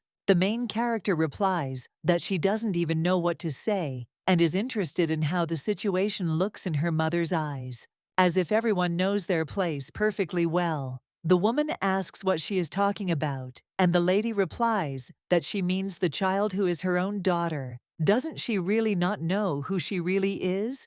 And does mother really believe that she can become the head of the ducal family? The woman at that very moment slams her hand on the table and screams, "How can a girl say such things?" The main character replies that unlike her, she fortunately knows her place, and she understands perfectly well what she can do and what she is capable of. If her mother has nothing more to say to her, she will go to her room. The woman at the same moment wonders how a low-born person like her dares to say something like that, without even knowing how limited her level of capabilities is. The main character wonders if this is really the only thing a woman can say to her daughter, whom she raised for 16 years. After which, she even says that yes, she will take her instructions into account and also pass on her words to that child about protecting your level of capabilities. A little while later, the main character realizes that as she thought the ideal time to escape is on the day of the engagement, Rohan, all day long, so it will be difficult for her mother to assign someone to look after her.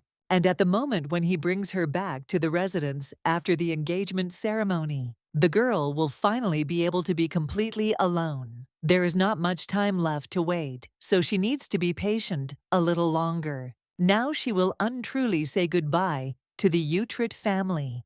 A little while later, someone informs Lady Heliana that they are there. The main character looks out the window and thinks that this place is one of the 5 most romantic in the capital. This is the most luxurious restaurant in the empire, accepting only 1 order per day. If a noble lady is invited there, it immediately becomes clear that they are going to propose marriage, after which the main character thinks about it and understands that if Rohan is going to do something like this, then she does not want it to happen. A little while later, the girl gets out of the carriage and her interlocutor asks, also she chewed, while they were not seeing each other. Helga asks His Highness if everything is okay with him, to which the guy replies that yes, and asks if she has already had breakfast. The girl replies that of course, and asks His Highness not to worry. The man says that it is such a relief and suggests going inside. He also says that today is the day when fresh flowers are delivered there,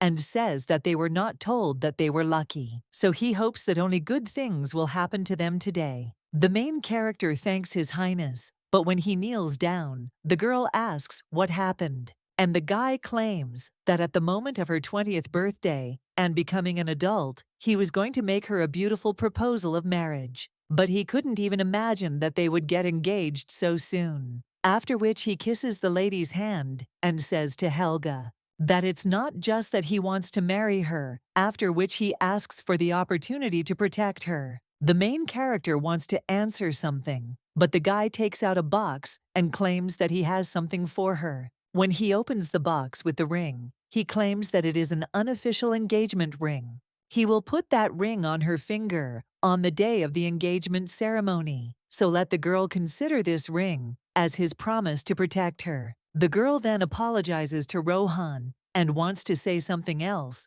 but the guy suggests that she not apologize. After all, he doesn't do this to make the girl feel burdened with something. Let her simply consider it as evidence of his promise. After that, Rohan did not try to get any answer out of her, and the girl simply ate the most delicious dishes and returned to the residence. Apart from the presentation of the ring and the promise of a wedding, their meeting was no different from the previous ones. And the next day after the engagement, she will finally fly away to a very distant place on her wings. The girl looking at the dress understands that the wedding dress sent by Rohan was delivered. The lady touches the fabric of this dress and says that it is still a dress sent by the imperial family. It is on another level. The maid claims that it is made of the finest fabric of the highest quality, by order of His Highness the Crown Prince. The main character understands that, as expected, Rohan knows her preferences very well. A light ivory dress is much better than a new mediocre white dress.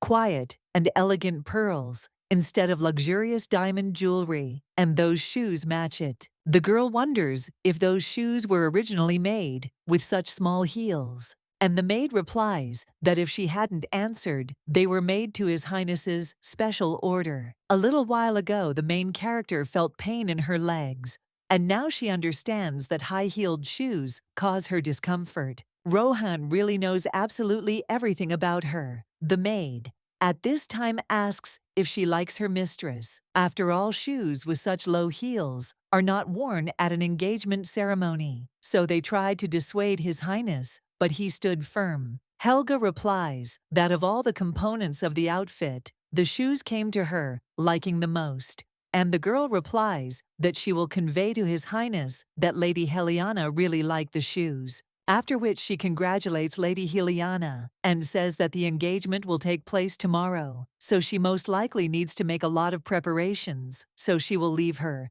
A little while later, the main character looks at her face, but at that moment who else enters the room? The girl asks her mother what happened that she deigned to come into her room. The woman then approaches the lady and then pushes her, after which she takes the lady by the hand. The main character is a little surprised and asks her mother what she is doing. The woman understands that a big problem has arisen because on the day of the engagement, Helga and Helena were supposed to finally change places. Helena's progress is extremely insignificant, so she needs Helga to play her role a little more after the engagement ceremony. But the woman thinks how she should say this, after which the Duchess tells the girl to enjoy tomorrow. And upon returning, she would like to talk to her a little, to which the girl answers her mother that it is good. The woman then says that okay, and let the girl not stay up late, and also go to bed, because they will see each other tomorrow. When she leaves, the main character bites her cube or sits on the bed. The lady remembers how her mother took her hand and understands that the woman is acting as if nothing had happened. So she doesn't understand why she reacted like that. In fact, it was the first time that her mother came into her room, and the fact that she held her hand for such a long time, all this happened in one time. Utrecht family rumored to hold the empire's gold mine. Now the glory of this family will fade, and if it goes away, then the wealth will not accumulate, and the existing one will go to feed the rats. And among them, the most important rat will of course be her father. But then the girl realizes that this man is not worthy of being called a father. He is just that person. The lady realizes that she has very few memories of the moments when he appeared in the mansion. That's why she's really surprised by the fact that she's the only illegitimate child. There have already been 4 commercial bankruptcies because of that man, and there is no doubt that his last business will also go down sooner or later. He will destroy the Duchy of Utrecht to its foundations, exactly as great as the loss from her departure will be. To be honest, deep down, the lady knew perfectly well that the mother was also a victim who had lost her child. But even despite this, she still took under her wing the servant's daughter, whom she could easily throw out into the street. Every time she had to face a heartbreaking injustice, the girl repeated this fact like a spell, and she said that her mother had not abandoned her. The lady said this every time, and when she was about to leave this house, she realized something. After all, she loved her mother very much, so she understands that no matter how much pain she had to endure during all this time, she wishes that she would be in much more pain. And at the end of her journey, she asks that her mother be happy. A little while later, someone informs His Highness that Lady Helena has arrived. The guy replies that it's fine and tells the maid to tell her that he'll be down soon. A little while later, he looks out the window and says, "What a blessing it is that the weather outside is so wonderful. Maybe something good will happen at the ceremony today," although these two are already getting out of the carriage. When they move on, the main character realizes that it is finally today. After this day, Helga will cease to exist in this place forever, after which flower petals fall from the flying ship, and the prince turns to Heliana and asks if she expected something like this. The girl replies that without a doubt, this is a gift prepared by Lady Helga. Well, the guys reply that it is clear. He likes it because it gives the feeling that the heavens themselves are blessing them. He extends his hand to the lady, and the girl extends hers in return. Then they move on, and people in the crowd ask Lady Heliana to wave to them. At this time, the main character looks at her family and thinks that it is funny. Inside the stage, everyone is smiling and sending congratulations to the couple walking down the aisle. The only ones standing in the crowd with stony faces are the bride's parents, after which the guy puts the ring on the lady's hand and says that he thought about this moment several times, but reality is true. However, when he falls silent, the main character thinks about what he wanted to say next. The guy just kisses her and then looks at the lady with a smile on his face. Helga understands that when he smiles like that, it makes her think about a lot. A short time later, the ceremony ends and the lady heads back to the carriage. The prince then suggests going home, or the main character understands the state for the last time too. A little while later, they are already heading somewhere, and Helga wonders what the glory he said earlier meant because he didn't finish his sentence. Her interlocutor replies that this truly makes the heart flutter and says that the lady, on the contrary, looks extremely indifferent. He also apologizes to her and states that he thinks the lady will scold him, so he apologizes in advance. Helga asks why, and the guy kisses the lady on the forehead, after which he says that a moment ago she behaved too indifferently, so this annoyed him. He also asks the lady to give him a small indulgence, and then he turns around and wishes her sweet dreams. The main gamer, not surprised, asks what it is, and what was he talking about anyway. When the guy gets into the carriage, the main character says goodbye to him and thanks him for everything. The lady begins to cry and remembers how her nanny said that the first thing to be forgotten is the voice. But the girl understands that this is not her case, because her memories are still fresh, as if everything happened only yesterday. A little while ago, the nanny told the lady that she should always be happy, and I was wondering if she could promise. Now the main character answers that yes, and she promises. To be honest, after the funeral, the nanny never visited her grave because she swore not to come until she could stand in front of her with her head held high. The moment she feels happy, the first thing she will do is go to the nanny and tell her with a smile about everything that happened to her. And then she will have to say that she kept her promise on this. Now she wishes the nanny to rest peacefully. The girl understands that she should stop because she doesn't have time to torment herself with guilt. The lady understands that since the servants have already left, she needs to approach the tightly closed side door and knock on it 5 times, after which the maid opens the door and says that it is the mistress after all. She didn't show up at the appointed time, so she was afraid that she was caught red-handed, after which the maid says that everything the mistress talked about is there, and the main characters thank her. The girl understands that it is a magic suitcase that she bought on Utopia. The interior space is under an expansion spell, so everything she needs fits in it. The main character then hands Sienna the money, but her interlocutor says that the lady did what she had to do with her pants. In this case, the girl claims that this is what should be done on her part. The maid then tells the mistress to be sure to be happy, and the main character says that her interlocutor should also be happy, after which she leaves him. the lady realizes that she has finally turned her back on the ducal residence that she has always looked down on. The lady will never forgive the Utrecht family and will never return back. The prince is heading in a carriage at this time. He understands that he has a feeling as if he touched the flame, after which everyone understands that tomorrow. But at the same moment, he thinks that tomorrow is probably too early, and in that case, the day after tomorrow, he will invite Helga to dinner. Although he should call her Heliana, but if they can be together, then what does it even matter? A little while later, the prince returns to the palace, and the servants immediately ask to accept their congratulations, after which they once again congratulate him on his engagement. But at the same moment someone informs His Highness that he has an urgent message for him. After all, Lady Helga has disappeared. The main character, Vat, is heading somewhere, and understands that Solarium is called the second capital of the empire.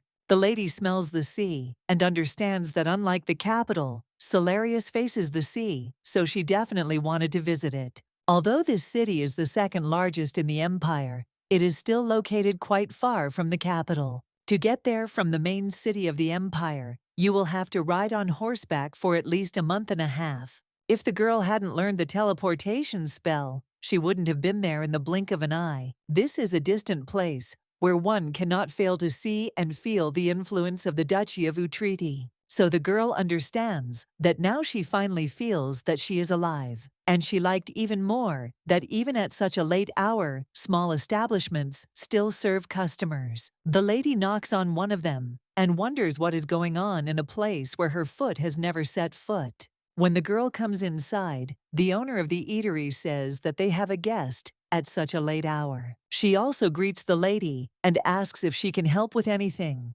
The main characters do not answer that she needs clothes in which she can comfortably move around the city. The woman asks if this is really so, and realizes that, although the lady is wearing an expensive dress, she looks like a runaway noblewoman without a penny in her pocket. And besides, she is still too young. The main character understands that the woman is probably hesitating because of her appearance. In a city where trade is developed, the criterion for evaluating a person is not the noble status or the fame of the family, but only money. And this is another reason why the girl chose Solarius to escape. If money is needed, she has more than enough of it. After which the main character puts a bag on the table, and when the woman looks inside, she sees gold coins. Helga thinks that this woman was so surprised because of such a small thing, but her entire fortune was allocated by the Utrecht family, which owns the bank. It was converted into cash so that she can now live without worrying about money at all.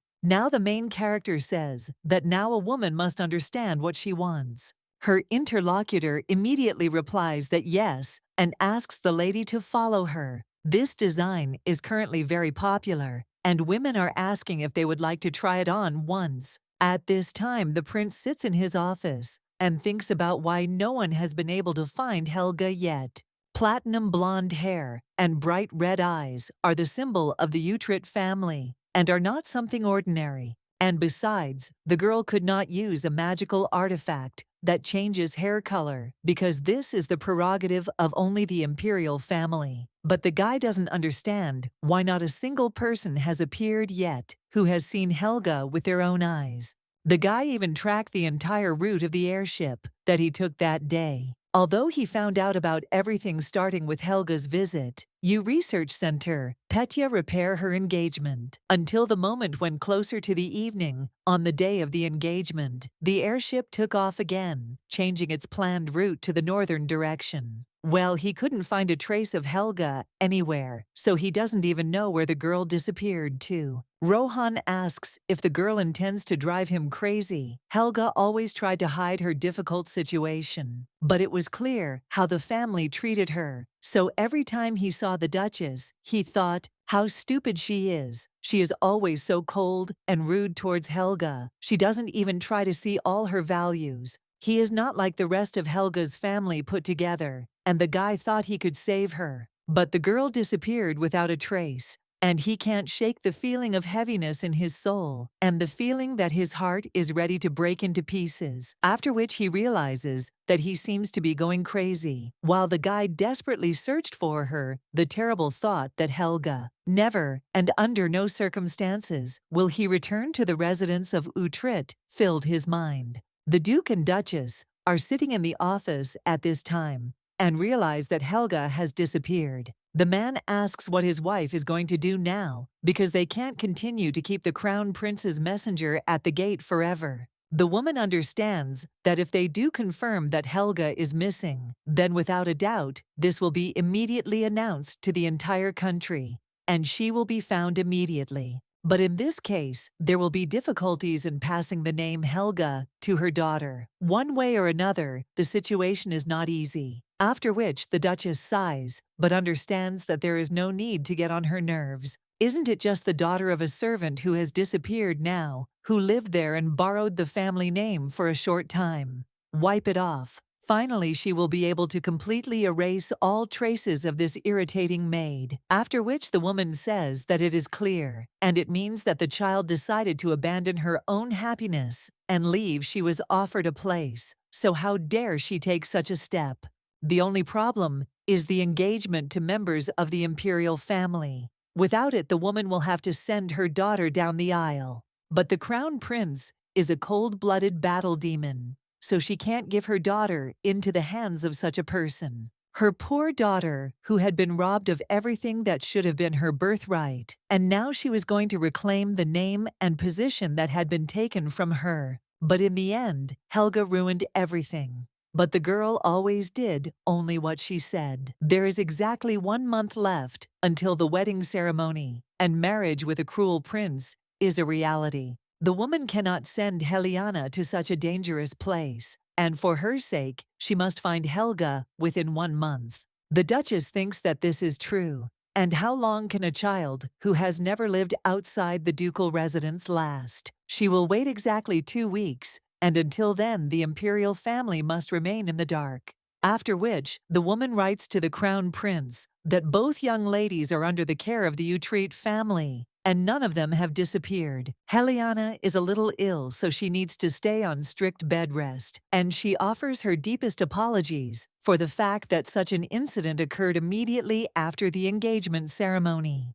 The woman understands that first of all, she needs to sort out the commercial affairs that Helga abandoned, after which she turns to the maid and tells her to immediately bring all the documents from Helga's office. The maid agrees, after which the woman tells her to also give the letter to the crown prince's envoy, after which the maid takes this letter and goes to carry out the order. The woman understands that when she returns, the girl will have to crawl at her feet, begging for forgiveness. She should use this opportunity to finally knock all the nonsense out of her. A little while later, someone else approaches Mother, and it turns out to be Helena. The woman tells the girl to come in, and the girl wonders where Miss Helga went. She had never lived outside the estate, and was chosen as a luxurious flower that grew inside the greenhouse. After which, the girl keeps asking his mother if she thinks that someone has kidnapped Miss Helga. The woman then looks at her daughter a little coldly and then turns to the maids, and he tells everyone to come out, to which they agree and leave.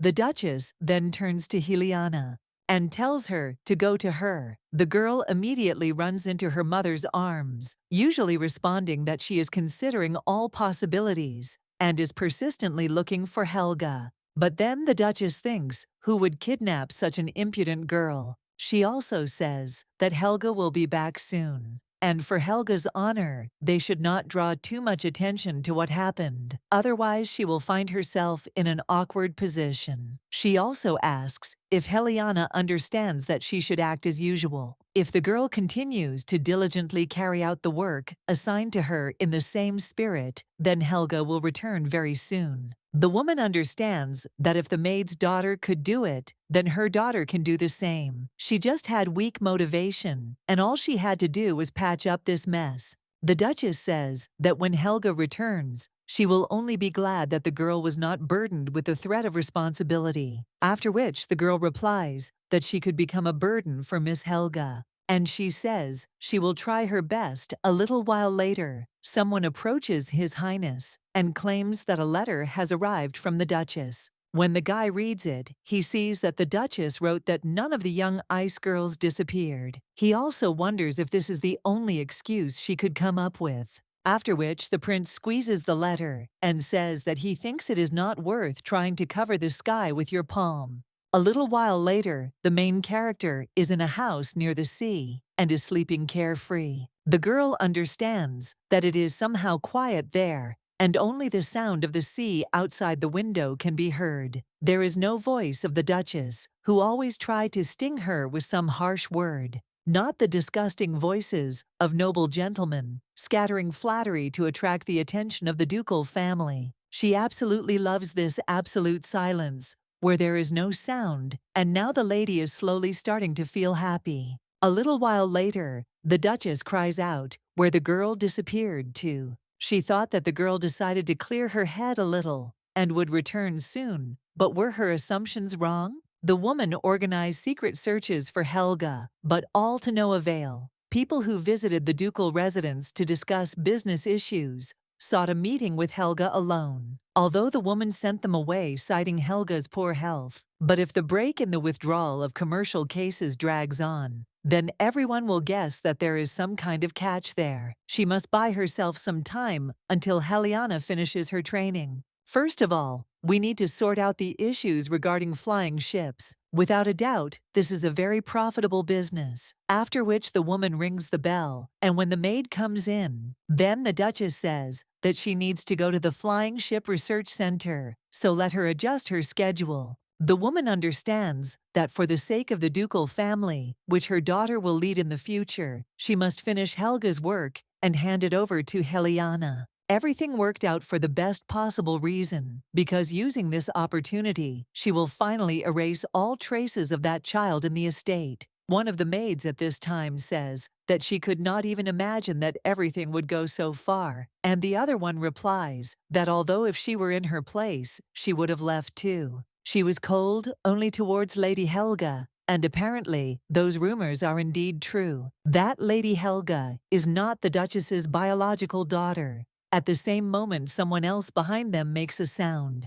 and the maids, frightened, immediately run away. At this time, the woman knocks on the door of the Duchess's office and addresses her. The Duchess tells her to come in, and then asks how today's lesson went, and also whether Helena is gradually gaining speed in mastering the material. But the professor turns to the Duchess, and he says that no matter how you look at it, Lady Helena is completely incapable of understanding anything in the areas of politics, diplomacy, and business. The woman replies in surprise that this can't be, and didn't she herself promise to make her an impeccable lady within a specified period of time? But her interlocutor tells her ladyship that no matter how much she thinks about it, it seems to her that it is a little difficult. Lady Helena learns the material too slowly, and in such a short time, it is impossible to make her into a noble lady who will be in no way inferior to Lady Helga. It would be best to find Lady Helga as soon as possible. But the Duchess at that very moment slams her hand on the table and cries out that enough is enough. She also wonders if the professor is now trying to say that her daughter is not educated enough. She also asks how a woman can even boldly say that the true gene pool of Utrecht can have any kind of flaw. The woman understands that this girl dares to take her money but cannot teach Helena properly. Her daughter simply cannot be worse than the rat of some low-born servant. After which, she says that the woman loved by hook or by crook should be brought within the established time frame, because that child is the only lady who will become the head of the Utrecht family. The professor immediately replies that it will be done, and the woman understands that everything is simple, and the reason is that the teacher is terribly incompetent. Her daughter Helena will become a lady that everyone will look down on, and she will turn into such an outstanding lady that no one will even remember Helga, who decided to leave the residence herself. At this moment, the prince hits the table and asks why they still haven't been able to find her, after which the guy sighs and realizes that the people told him not to do anything. He also wonders if it was because she was already planning to leave him alone and go away, and he, like the last idiot, couldn't even understand that. A little while ago, the Empress said that it was clear, and that meant the guy wanted to hold the engagement ceremony as soon as possible, to which he replied that as soon as possible. But then the woman said that she and Miss Helena knew almost nothing about each other, so it would be better to first gradually find out what kind of person his fiancé is. And besides, she needs to learn a lot in the ducal residence. Although she is Helga's twin sister, taking the place of the crown prince's wife is not a matter for those who poured out. But the guy replied that after all she was a member of the Utrecht family, that he thought she had already mastered the necessary basics of etiquette, and that in this regard they had nothing to worry about. So let the Empress just trust him and schedule the engagement ceremony on the earliest possible date. The guy thought that from now on, the lady would not have to overcome difficulties alone because he would protect her. But the girl apparently dreamed of something completely different, and he was slowly becoming more and more afraid. The guy is horrified by the thought that something could happen to her, who has lived her entire life within the confines of the ducal residence. He is often visited by bad thoughts, and he will even understand that the lady left him and that she rejected his feelings. She only asks to convey the message that she is all right. At this time, the main character remembers the prince. But then she realizes that this is so stupid and wonders what she is thinking. Is it possible to run into a person there who would call her by name? The girl also sits down on the bench, and he pays attention to his hands, after which he realizes that if you think about it, since Rohan returned, the number of times she scratched her hands has decreased dramatically, and she no longer needs gloves. The girl says that she is grateful to Rohan for everything, after which she throws away these gloves and also wishes that he would be happy too. When the girl looks at the coins, she understands that she thinks this will be enough, and it's good that she transferred the money to the Utrecht bank in advance. Once a fingerprint is registered, only that person will be able to receive their money. Moreover, this bank is a local bank, controlled by the magic of the first head of the Utrecht family. Therefore, as long as the huge source of magical power that the head of the family left in the capital bank remains, she can come at any time and use the reserves stored there. So the girl took with her all the necessary sum of money and now thinks that it's time to slowly start acting. A little while later, the lady enters one of the establishments, and when the employee there sees a visitor, then he immediately gets up and asks if the lady really didn't make a mistake and came exactly there. The girl asks if this isn't Salemio's store. She needs to buy something, so she looks in there. But her interlocutor replies that people stopped going there a long time ago, so he thinks that the lady will not be able to find what she is looking for in this store. The main character replies that what she is going to buy is not a product from the store's assortment. The worker asks what she is talking about. About the lady, they answer that she wants to buy the Salemio store itself. The guy, in shock, asks what she is talking about, and does she really want to buy Salemio, which, even if it closes its doors forever right now, will not surprise anyone. Helga replies that yes, and asks if they can sit down with him and discuss the details of the deal. After which, the guy pours tea for the lady and sits down opposite her when the main character drinks tea. Then her interlocutor wonders if the lady really wants to buy a store that is on the verge of ruin. He also says that if the lady wants to get some benefit from buying this store, then she should better give up for years. On this street, his store has already gained a certain fame. Salemio, where everything is expensive and you can buy nothing. The main character replies that it's okay because she knows about it, after which her interlocutor sighs and says that his name is Cheyenne Collians. Since the lady came to buy his store, he thinks they should introduce themselves to each other. Helga then claims that her name is Helena. The guy just sighs and says that if looking at the appearance of the store, Helena thought that it could be purchased cheaply, then her train of thought is wrong. The store contains only expensive goods, so it is impossible to talk about underpricing. At market price, it would cost her more than the surrounding houses in good condition. And if he were in charge on the spot, he would have been better off acquiring one of those knowledges. Honestly, he would like to sell this store right now in his soul, which brings him nothing but headaches, and he is also burning with the desire to quickly get rid of it. But the store is too expensive, so no one is trying to buy it. And what if the doors were suddenly closed for a while? It is possible that at this very moment, buyers will come, and so he has to sit there with his pants down without being able to do anything else.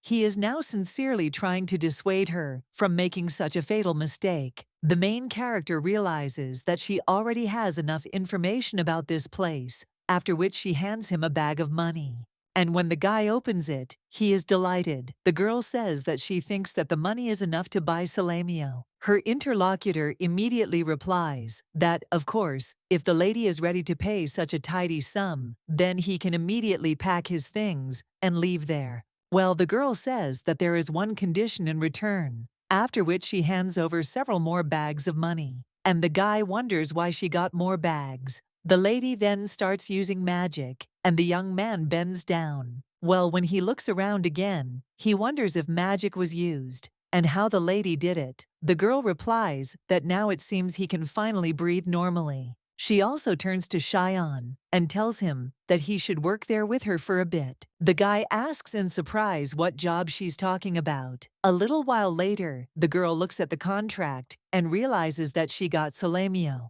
And Shiona was on top of that, so it was a pretty good deal. It was the first time the girl took something because she wanted it. At this time, the guy asks Miss Heliana what he needs to do now. The girl thinks for a bit and then says that she should also order a new sign, but now she needs to start with cleaning. After which, the guy does just that and says that his grandfather was right when he said that, for big money, you have to pay the corresponding price. Having sold this store and finally becoming a free man, he wanted to live modestly by farming. After which, he apologizes to his dream and claims that he was blinded by money and gave up on it. The main character understands that before leaving the ducal residence, she thought about different cities, and one of the reasons why the choice fell on Solarius is Solemio, because she knows the true value of this store better than anyone else. Many people have no idea that Solemio, which is about to go bankrupt, is actually a store whose founder is a direct descendant of the Seijin Duke's family. How did she manage to find out who was endowed with more powerful magical power among the descendants of Seijin, Solemio, Seijin?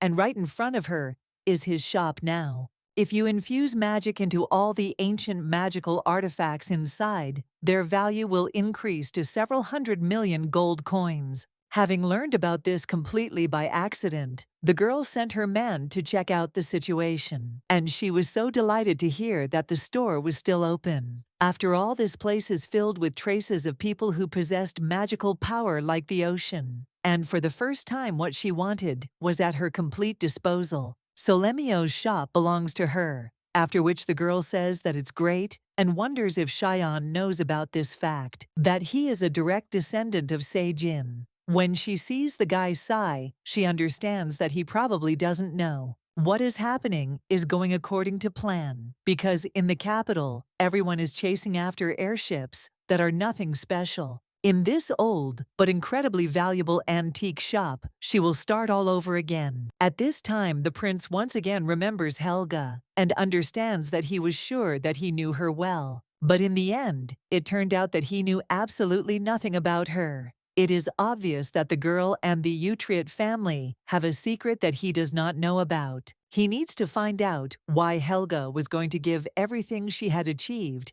in her entire life to her suddenly appearing younger sister. After which, the man tells the butler to look at the records of the Utriot family for the last 12 years, to which he agrees. The prince thinks that the appearance of Heliana that Helga demonstrated was always naive and bright. If the real Heliana is like this, then perhaps he will be able to extract some information from her. After which, the guy tells the butler to pass the message on to the Duke, so that the Duchess doesn't find out about it. After all, tomorrow at the Imperial Palace, he wants to meet his bride in person. A little while later, the Duke reads the letter and asks if they really want to see Helena at the Imperial Palace tomorrow. The envoy replies that His Highness the Crown Prince personally sent the invitation. Therefore, the envoy will not leave until he receives an affirmative answer. The man immediately screams that because of Helga's damned disappearance, nothing is really working out. He also screams for the servants to go away and understands that he should be grateful for the mistake he made while drunk.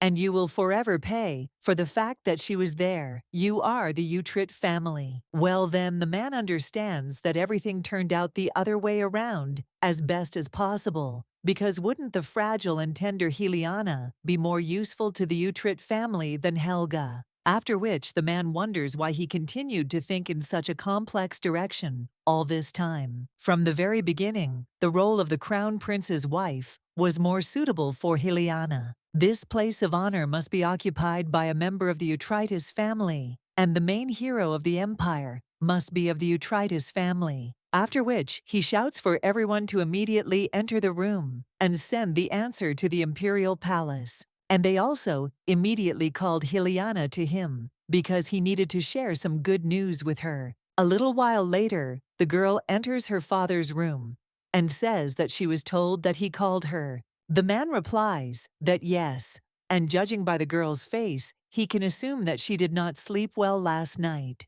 The Duke also understands that this is because she has too soft a character and then tells Helena to sit down. When the girl sits down, the man says that he actually called her because he needs to tell her something about Helga. The girl wonders if this is really true and screams if they found Miss Helga. She also asks if she is okay and if she is hurt. Her interlocutor replies that now her destiny is not so important because let the girl not waste her emotions on such insignificant things as worries about Helga. The most important thing now is the invitation of the Crown Prince sent to her. He wants to meet his fiancée tomorrow, or rather, Helena. The girl then asks him in shock what he is talking about, and he thinks what he's saying now. It turns out that searching for Miss Helga, who left the Duke's residence, is a mere trifle. The man says that it is time to focus on the wedding with a member of the imperial family, as the girl herself knows very well the so-called nobles must live for the good of their family.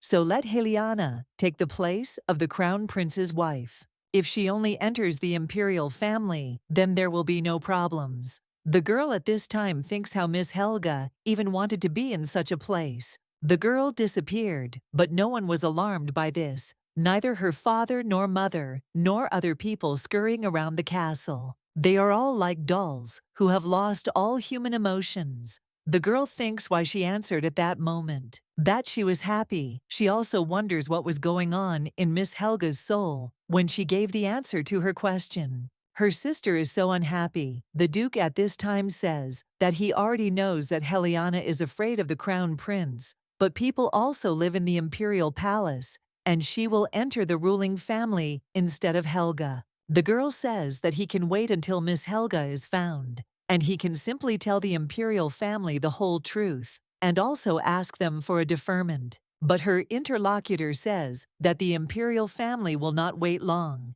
and without a doubt, before Helga returns, they will have already managed to find a new candidate for the role of the Crown Prince's wife. The girl wonders if they really want to say that the Crown Prince's wife might not be Miss Helga, but someone else. But Miss Helga said that she loved the Crown Prince and said that she would give up everything she had in the name of her love. The lady is sure that Miss Helga will return, and if, as her father told her, His Highness will marry someone else, then upon returning back, Miss Helga will be very sad. After which the girl understands that she will protect the place belonging to Miss Helga at all costs, and the girl agrees. She claims that she will go to meet the Crown Prince tomorrow, and adds in her thoughts that she will not allow anyone to take him away. A little while later, the Duchess asks what the maid said, and let her repeat it again. The maid is about to say something, but the woman screams again for them to quickly repeat the words they just said. One of them, in a shaking voice, replies that the Duke said that Lady Helena will go to the imperial palace tomorrow. The woman says that this means he is going to seat Helena in the place of the crown prince's wife. She also curses this Duke and screams that he dares to send her daughter to the very hell. She thinks, how dare he do such a thing? And what does he think he is? Is he really going to take her daughter away from her? At that very moment, the lady bursts into her husband's room and screams, "Has he really gone mad?" The Duke wonders what she is doing now, and his interlocutor asks how he could force Helena to go to the imperial palace. The child just returned home, so let him at least leave her daughter alone now. The man wonders if this child should not also fulfill his noble duty. They will have to send the girl to the imperial palace to preserve the engagement. The woman asks whether he himself has been fulfilling this noble duty properly, but the man tells his dear to watch her language. The Duchess immediately screams that he should watch his language. The man then claims that a letter came from the crown prince, in which he insists on meeting his bride and asks if they have any other choice in the current situation. His interlocutor replies that it is possible to say that Helena is ill, announce that she has gone to a resort to improve her health, and assure him that she will pay him a visit upon her return. The man says that the engagement ceremony took place in the presence of all the representatives of high society, but how long, in her opinion, will the imperial family put up with such excuses?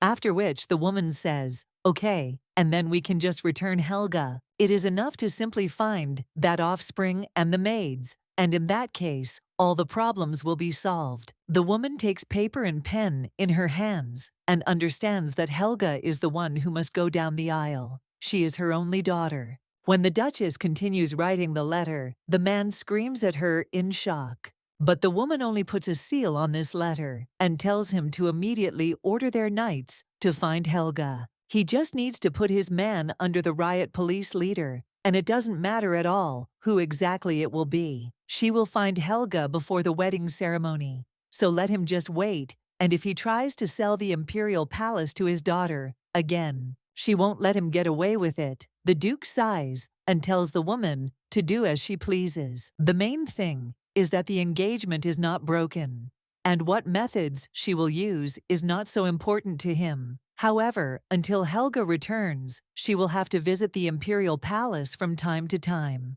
The woman thinks that the knights of the duchy are professionals in their field, so the desired result is only a matter of time, and you just need to be patient until Helga is returned back. Soon her daughter will be able to become the full owner of the Utrecht family. A little while later, the woman turns to Helena, and she responds. The woman then smiles and says that only tomorrow and only once will the lady need to visit the imperial palace. She will never become the crown prince's wife instead of Helga. No matter what anyone says, she is destined to become the mistress of the Utrecht family. When Helga returns, she will take her place as the crown prince's wife as planned. Then let the lady consider tomorrow's trip to the imperial palace as a kind of exercise in practicing her court etiquette skills. The girl then wonders what her mother will do if Miss Helga is never found. And the woman tells the girl not to worry because she gave the corresponding order to the knights of their family, and their knights never made a single mistake. So soon they will find Helga too. The woman understands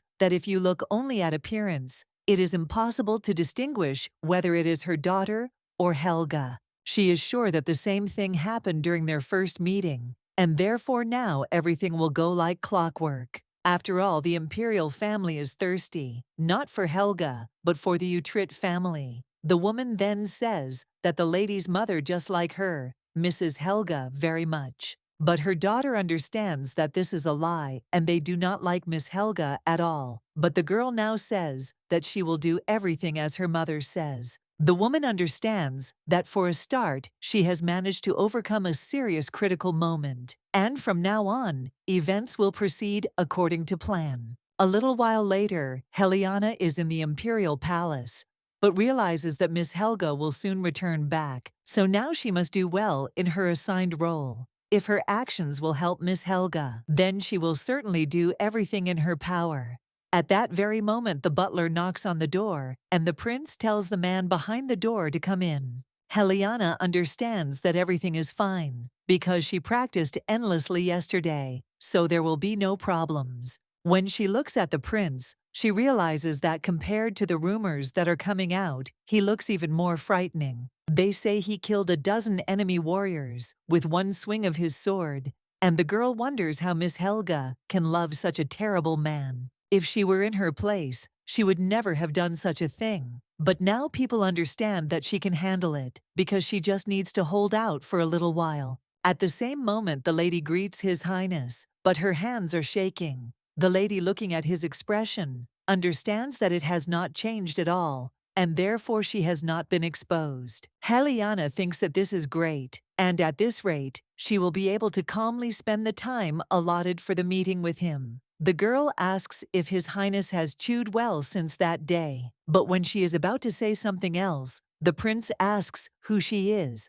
The girl wonders what His Highness means, because she is Helga from the Utrecht family. The man replies that his Helga is a girl who is very scrupulous about palace ethics, and that she always started the conversation only after he responded to her greeting. Helga understands that she was caught in a lie, and she said only a few words, but he was already able to grasp the whole essence of the situation. The girl wonders if her night practices that she did for Miss Helga are still not enough, and she can't ruin Miss Helga's happiness in this way, so she has to cope at all costs. And the prince at this time asks where Helga, with whom he became engaged, is now, and the girl replies that she is there and right in front of him. The guy then gets up and says that he thinks the lady's joke went on a bit too long. If his question was difficult to understand, he would ask in a lighter form, after which he would approach the lady and, taking her by the chin,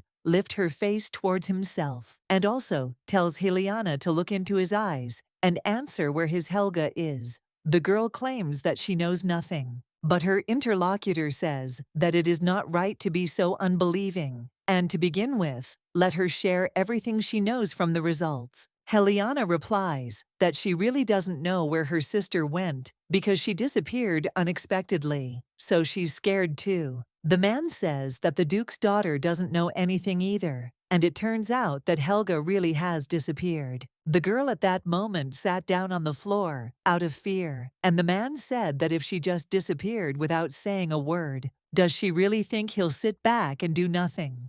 Helga looks at the prince and thinks what he's going to do. No matter what happens, she must protect Miss Helga from both the Utrecht family and this man, and in general from everything that made Miss Helga leave, because she will certainly help her. At the same moment someone else turns to Lady Helga and tells her to listen carefully. At the moment the ducal family accepts the fact of Helga's disappearance, and the girl says that this cannot be seen. Her mother clearly said so, but her interlocutor claims that the Duchess will never make the first move to begin searching for Helga. Shouldn't the girl next to her understand this better than anyone else? Helga asks what they should do. In that case, the man replies that first they should keep the engagement, because then the ducal couple will be forced to send her to the jungle-like imperial family. The Duchess, who dotes on her, will not be satisfied with such a situation. She will try at all costs to find Helga in order to throw her into his arms instead of her daughter.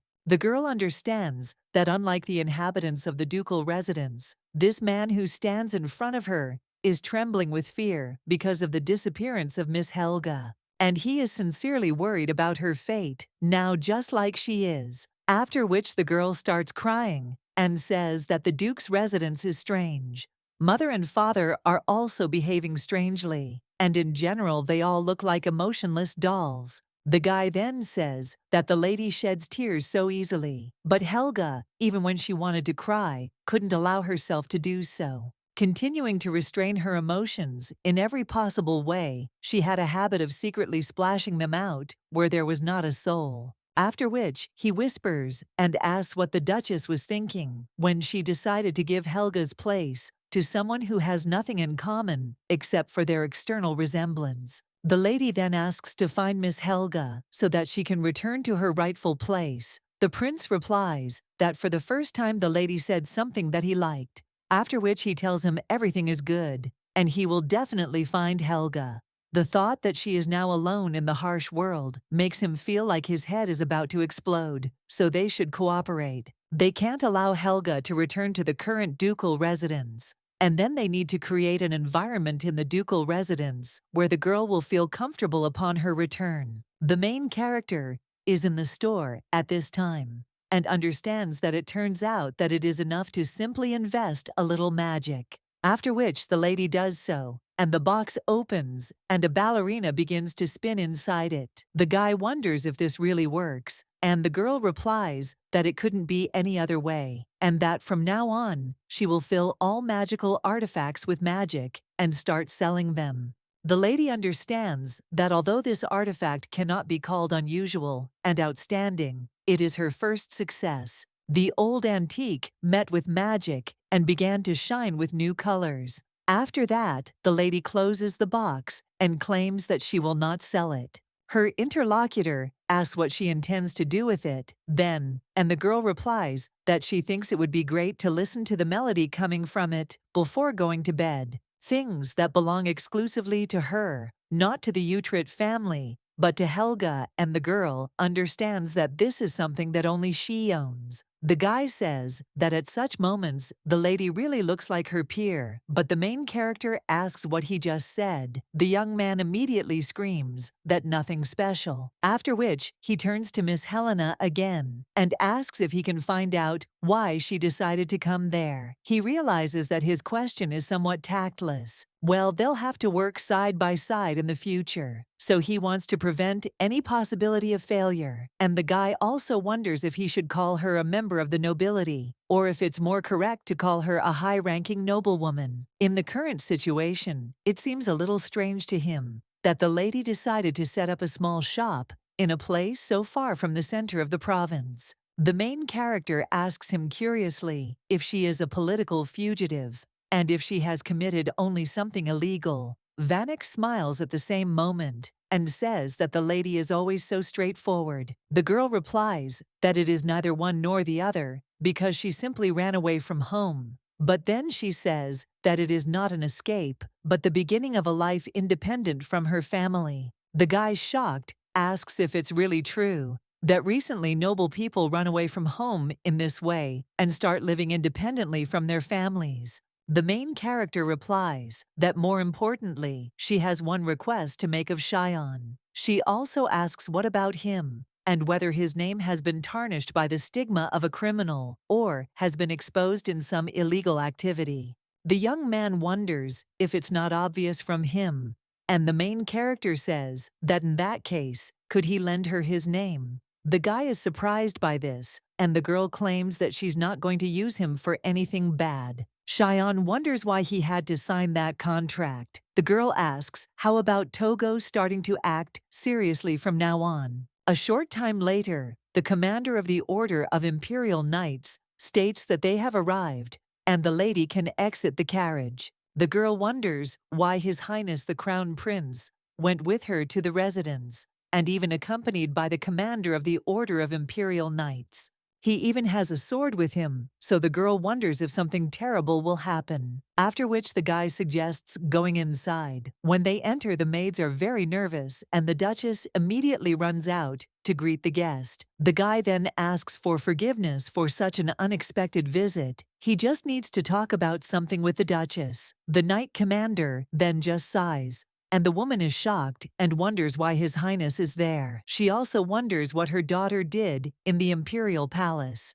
The guy's time takes out his sword and tells the Duchess that it turns out that while he was in the dark, many interesting events happened. The woman at this time thinks about what exactly he is talking about, after which the guy talks about Heliana, from whom he got engaged. And then he even asks where his dear Helga is now. Of course, he understands that the Crown Prince knew that Heliana was at the engagement ceremony instead of Helga. Did he really guess everything from the very beginning? But the woman doesn't understand how. The guy at this time asks if she really thought that he didn't know anything, after which he puts the sword to the Duchess's neck and tells her to answer him. Why did Helga leave? The man says that since the Duchess is the one who introduced Helga to him as Heliana and the one who sent Helga to the engagement, then she definitely knows where the girl went. The woman understands that he knew from the very beginning that they had changed places, and now she needs to send the crown prince home and buy some time. So the Duchess asks what he is saying, because it is Heliana who is engaged to His Highness.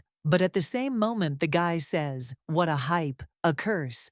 And hasn't it occurred to the woman that he is not asking about that at all? After Togo is about to say something else, the guy claims that if she answers properly, he will remove the accusations of deceiving the imperial family from her. But Togo's option of immediately punishing her for what she did also suits him quite well. The woman understands that if at this rate she is accused of deceiving the imperial family, the duchy will come to an end, and her child will not lose his place as head of the family. Because of some low-born servant who had an affair with her husband and abandoned her offspring, she zealously defended Utrecht.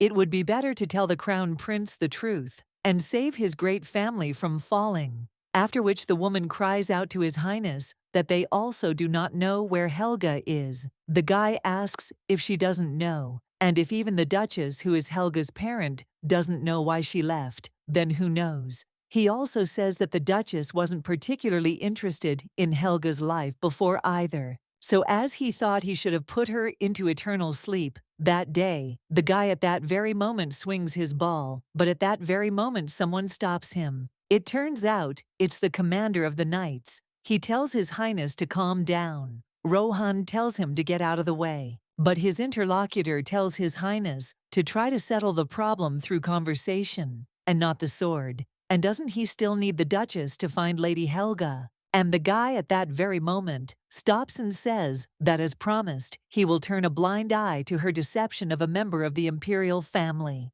However, it would be nice if the Utrecht family agreed to a few conditions, after which the brunette hands his weapon to the knight's commander. And he doesn't say that even though the woman knows this perfectly well, he will still repeat it because he is a very picky person. He expects that in the future the woman will share with him news that will please him. A little while later, they are already sitting at the table, and the guy turns to the Duchess, after which he puts a seal on the document and says that the contract contains two important conditions. Firstly, according to it, Utrecht will make every effort to help find Helga. And secondly, Helga's place will never be given to anyone. The woman asks what he means, and the guy replies that the commercial affairs that Helga was engaged in, and her reputation in high society, as well as everything that she achieved with her own efforts, should remain with her. He tells her to get the idea out of her head that she would dare to give this place to someone who can't even take care of herself, let alone replace Helga. To begin with, he will postpone the wedding ceremony with Lady Heliana, using the protracted training process as an excuse, and it will be officially announced that Helga has left for the south for a while to improve her health. The Utrecht family's banking records. This contract will be valid until Helga returns. And if the Duchess will faithfully fulfill the terms of the contract, then he will turn a blind eye to everything that she did earlier. But if she suddenly violates even one of the listed points, the imperial family will force her to pay in full for the misdeed she committed. The woman then clenches her teeth, and the guy tells her to quickly put her seal, and the Duchess does so. A little while later, the prince is about to return to the imperial palace. But at that very moment, someone else screams at him to wait. The guy tells the lady that it seems they have already discussed everything, but the girl claims that she also wants to be useful to Miss Helga. Rohan asks if this is really so and is interested in how the Duke's wife, who doesn't even know the basics of etiquette, who has never left her parents' embrace, and who only knows how to cry her eyes out, can help. When she is really able to provide at least some help, then let her repeat her request again. The girl at the same moment grabs the sword of the knight commander and claims that she does not know about the other items, but everyone says that she has the ability to fencing. So she asks to be allowed to become part of the knightly order, and she no longer wants to be a stupid lady who relies on her older sister for everything. In the ducal residence that was alien to her, Miss Helga was the only ray of light for her, and now it was her turn. Rohan claims that he liked the words about the lady wanting to stop being stupid. He then turns to the commander of the knights and tells him to give Lady Helena an application to join the Order of the Imperial Knights. The guy asks His Highness what this means. The man replies that by looking at her stance, he can assume that she was not lying when she spoke about her talents in fencing. If the girl officially becomes a knight, she will be able to receive the appropriate certificate, and then she will have the opportunity to personally go in search of Helga. The girl then thanks His Highness, and he understands that if Lady Helena ends up in his hands, then Duchess Utrit will not be able to act, so he has no reason to reject her request. A little while later, the Duchess is sitting and reading papers. At the same moment, someone announces that Lady Helena has come to see the lady. The woman tells her to come in, and when the girl enters the room, then he tells his mother that she needs to ask her something. The woman replies that it's good because she was just about to call the girl, so she dropped by at just the right time. She heard that after the visit of the Crown Prince, the girl began to devote even less time to her studies, and she thinks that it is time for her to stop fooling around because the girl must take her will into a fist, and again. But at the same moment, the girl replies that she is no longer going to attend etiquette classes. The woman wonders if she is not going to learn etiquette anymore, since it was she who happened to her in the future. The girl immediately replies that she does not want either the position of head of the Utrit family or the position of wife of the Crown Prince. The woman screams in shock, asking what kind of nonsense the girl is talking about now, and the lady replies that until now she believed that if she obeyed her mother in everything, she would be able to live a happy life with Miss Helga. But Miss Helga left the Duke's residence,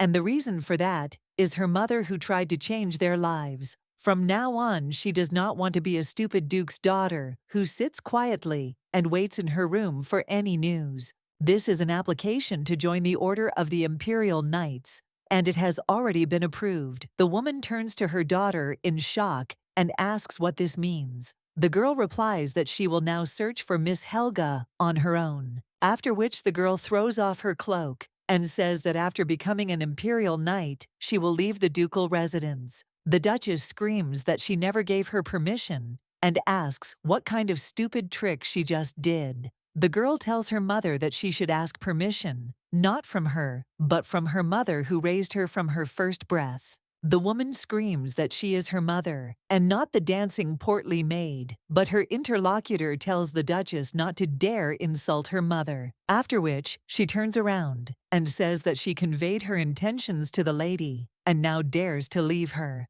The main character is working in a store at this time, and when she pours her magic into another object, a bird jumps out of it and says that it is 2 o'clock. The guy is shocked by this and says that this is the bird that says what time it is. The girl understands that at first he was so wary, but now he has apparently gotten used to it. At this time, the young man brings another object and asks what it is, to which the lady replies, "The states are a magic lantern." Cheyenne wonders if it turns out that it will shine even without oil, after which the girl directs her magic at it and the lantern begins to glow. Helga says that the flame will not burn forever because it needs to be regularly recharged with magic. The young man asks whether it is a disposable item and whether it is worth calling a high-quality product. Helga replies that at first there will be people interested in such products, but if you have to continue to regularly charge the magic artifacts, then there will be a need to find a wizard. So gradually each of these things will lose its value. So they need to find something that can become a new source of magical power.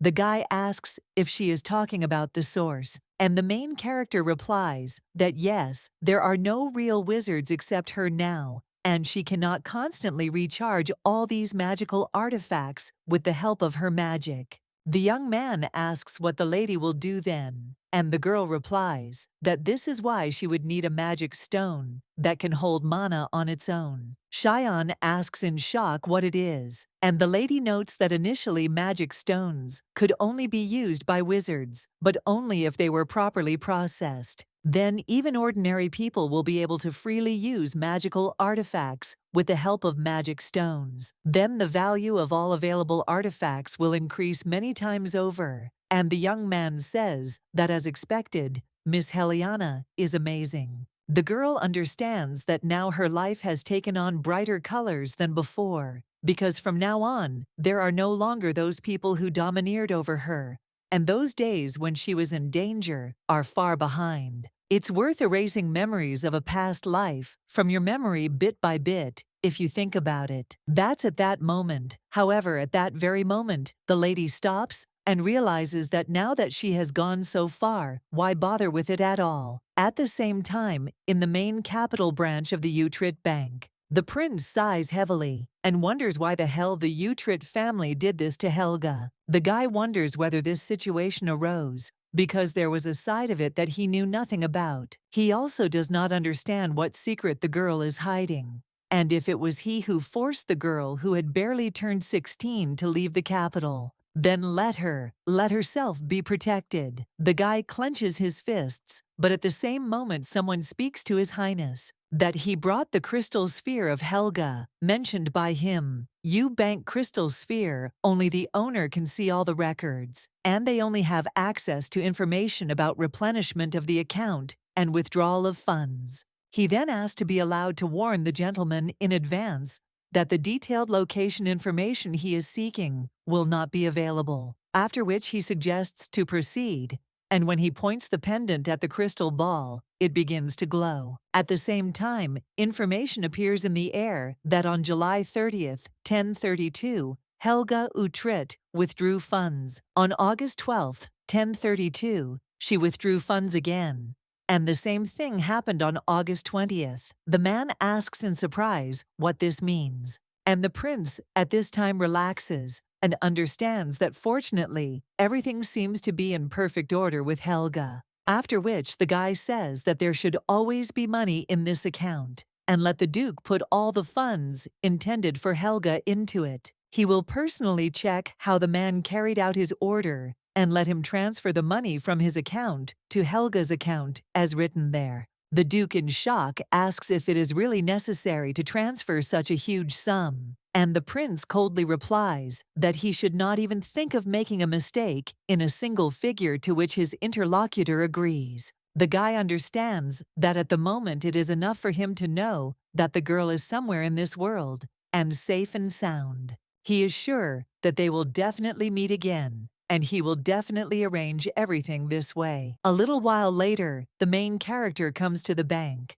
but thinks that it is quite strange, because she spent a lot of money, so there is definitely a tiny amount left in the account. But someone continues to regularly top up her account, and the girl wonders if it is a duchess or a duke. Helga wonders why all the entries end with a 9. But at the same moment, Lettet remembers that July 29th, 1032, is the date of the engagement with Rohan. She was planning a wedding ceremony on August 29th, 1032. The girl at this time thinks about Rohan and wonders why he really behaves like a complete idiot. The lady almost cries, and when she sees another number, she understands that this is the date of their first meeting at the celebration on the occasion of his birthday. Rohan remembers her and continues to wait, after which the girl understands that she just needs to forget about it. The lady also says that she is very sorry, but she will never go back. A little while later, the girl walks down the street and tells Rohan that she will gladly spend the money.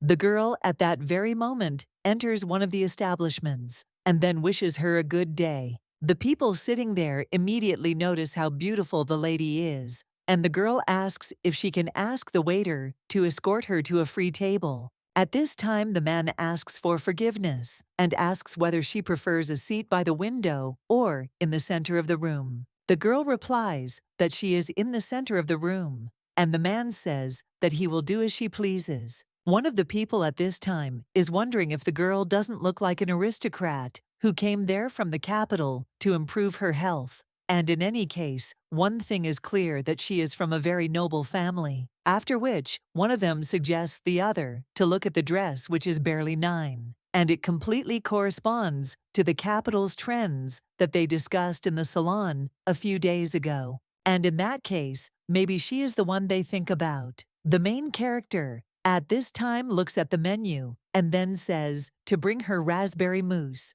After which, the lady sees the sweet drink that she tried with Rohan last time and asks to bring her a strawberry yogurt smoothie, to which the waiter agrees. But then the main character notices that there is a gossip newspaper on the table and understands that such gossip is well suited for disputing information. The girl looking at one of the pages understands that this article is a little useful, but when she looks at one of the pictures, she recognizes her house. It says that due to Helga's sudden departure, the Utrecht ducal family is facing a serious crisis. Everyone is watching closely how well the duchy will handle the introduction of the commercial business that Helga Utrecht was involved in. The main character understands that her father will never be able to save her business, no matter how much effort he puts into it. The Utrecht family has now officially announced that Helga is in the southern estate due to deteriorating health. The main burning after this smiles and understands that apparently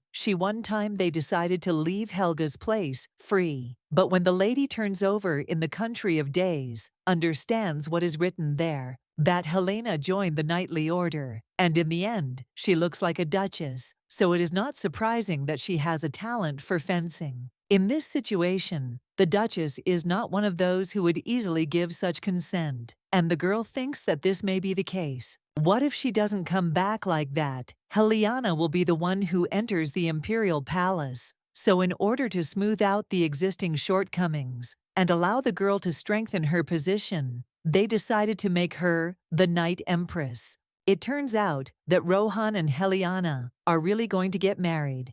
At the same moment, someone else turns to the lady and says that her order is ready, and in response, the girl thanks the waiter. When a lady eats this dessert, she understands that it is too sweet, but as I told Rohan after it, her mood really improves. The lady understands that she should not care about the affairs of Rohan and Helena, about which she knows nothing. And what is more important is that among such a huge crowd of people, there is not a single person who would recognize her. This means that the Duke does not try to find her, who disappeared in the middle of the night. And the girl says that they are really great parents. Those two really do not have a single drop of warm feelings for her. And the girl thinks that everything is really so. So what did she expect from people who officially announced that she was simply sick? Even if they decide to start searching for her, they will search the outskirts of the capital of Giuliani's.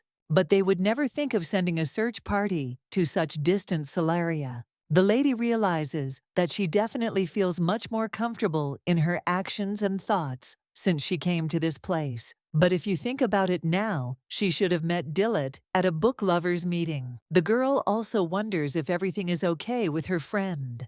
At this time, one of the aristocrats claims that they say Lady Helga left the residence due to illness. Someone else asks if it wasn't because her family deprived her of her fiancé, and without a doubt, such a noble nature was seriously wounded mentally. Another aristocrat says that this could well be the case, because if the Lady Helga will never return, it turns out that Lady Helena will become the heir of the Utrecht family. Someone else says that most likely, but she has no shame or conscience at all. Not only did she steal her sister's fiancé, and she even dared to come there. At this time, Dillot is observed by the girl and understands that she saw the reaction of Lady Helena. She can say with certainty that there is some kind of problem in the Utrecht family. After which, the girl thinks what happened to Helga. No matter how many letters she sent to the Utrecht residents, they never answered because the girl had never done that before. The lady wonders if Helena really caused any trouble.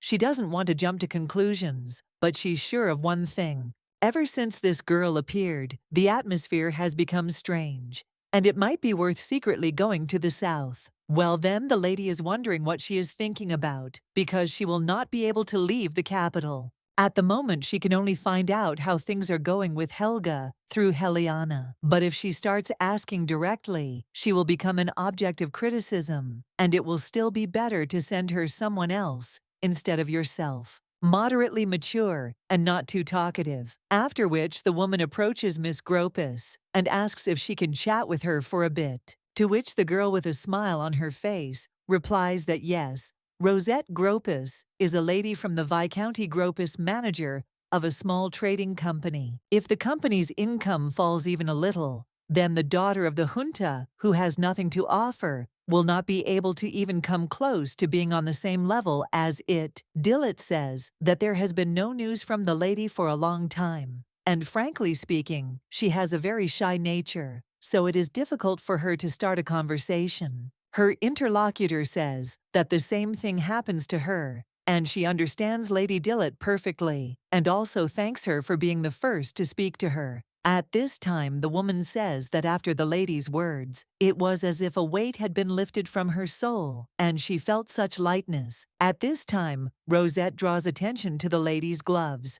Her interlocutor says that the lady has noticed well, because these are lace gloves that became popular thanks to Lady Helga. If next time she has the opportunity to meet again, the girl asks if she can give her similar gloves. Her interlocutor says that the lady is not obliged to do this, but Dillot says that she would like to give her a small gift as a sign of their friendly relations. The lady with red hair thanks her and states that she believes that Lady Helga, who set such a fashion trend, is truly an outstanding person. The woman replies that the lady is right, because Helga is an outstanding person. But lately she has been hearing rumors that she is very ill, so she can't even eat normally because she is worried about her. Rosette says that this is why the lady has lost so much weight, and her interlocutor claims that she is really very worried about what exactly hurts her and whether she is getting better. She is in terrible confusion because there are no messages from the girl, but at the same time, she does not get along with Lady Helena very well. At the same time, Rosette asks if the lady does not mind if she tries to find out something about Helga instead of her,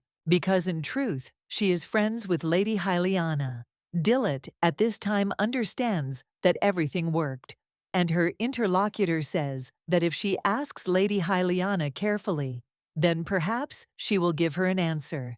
Dillot immediately thanks Lady Rosette, and she says that she will go right now and ask Lady Helena about everything. The woman understands that now all that remains is to wait for Helena to tell about her sister after the Viscount's daughter leaves. The woman stops smiling and thinks about how sick Helga is, that there is not a single message from her, and if she had warned about her illness in advance, she would not have worked herself up so much. Next time, she'll have to pay back the whole debt with interest. If the problem really lies with that girl, she'll never forgive her. At this time, Rosette turns to Lady Helena and says that she heard that Lady Helga is very ill, to which the girl replies that yes, and that she went to the south to improve her health. The lady with red hair at this time asks if she can find out what exactly Lady Helga is sick with, and whether she is really going to stay at the southern resort any longer. Then what will happen to the enterprises that Lady Helga managed?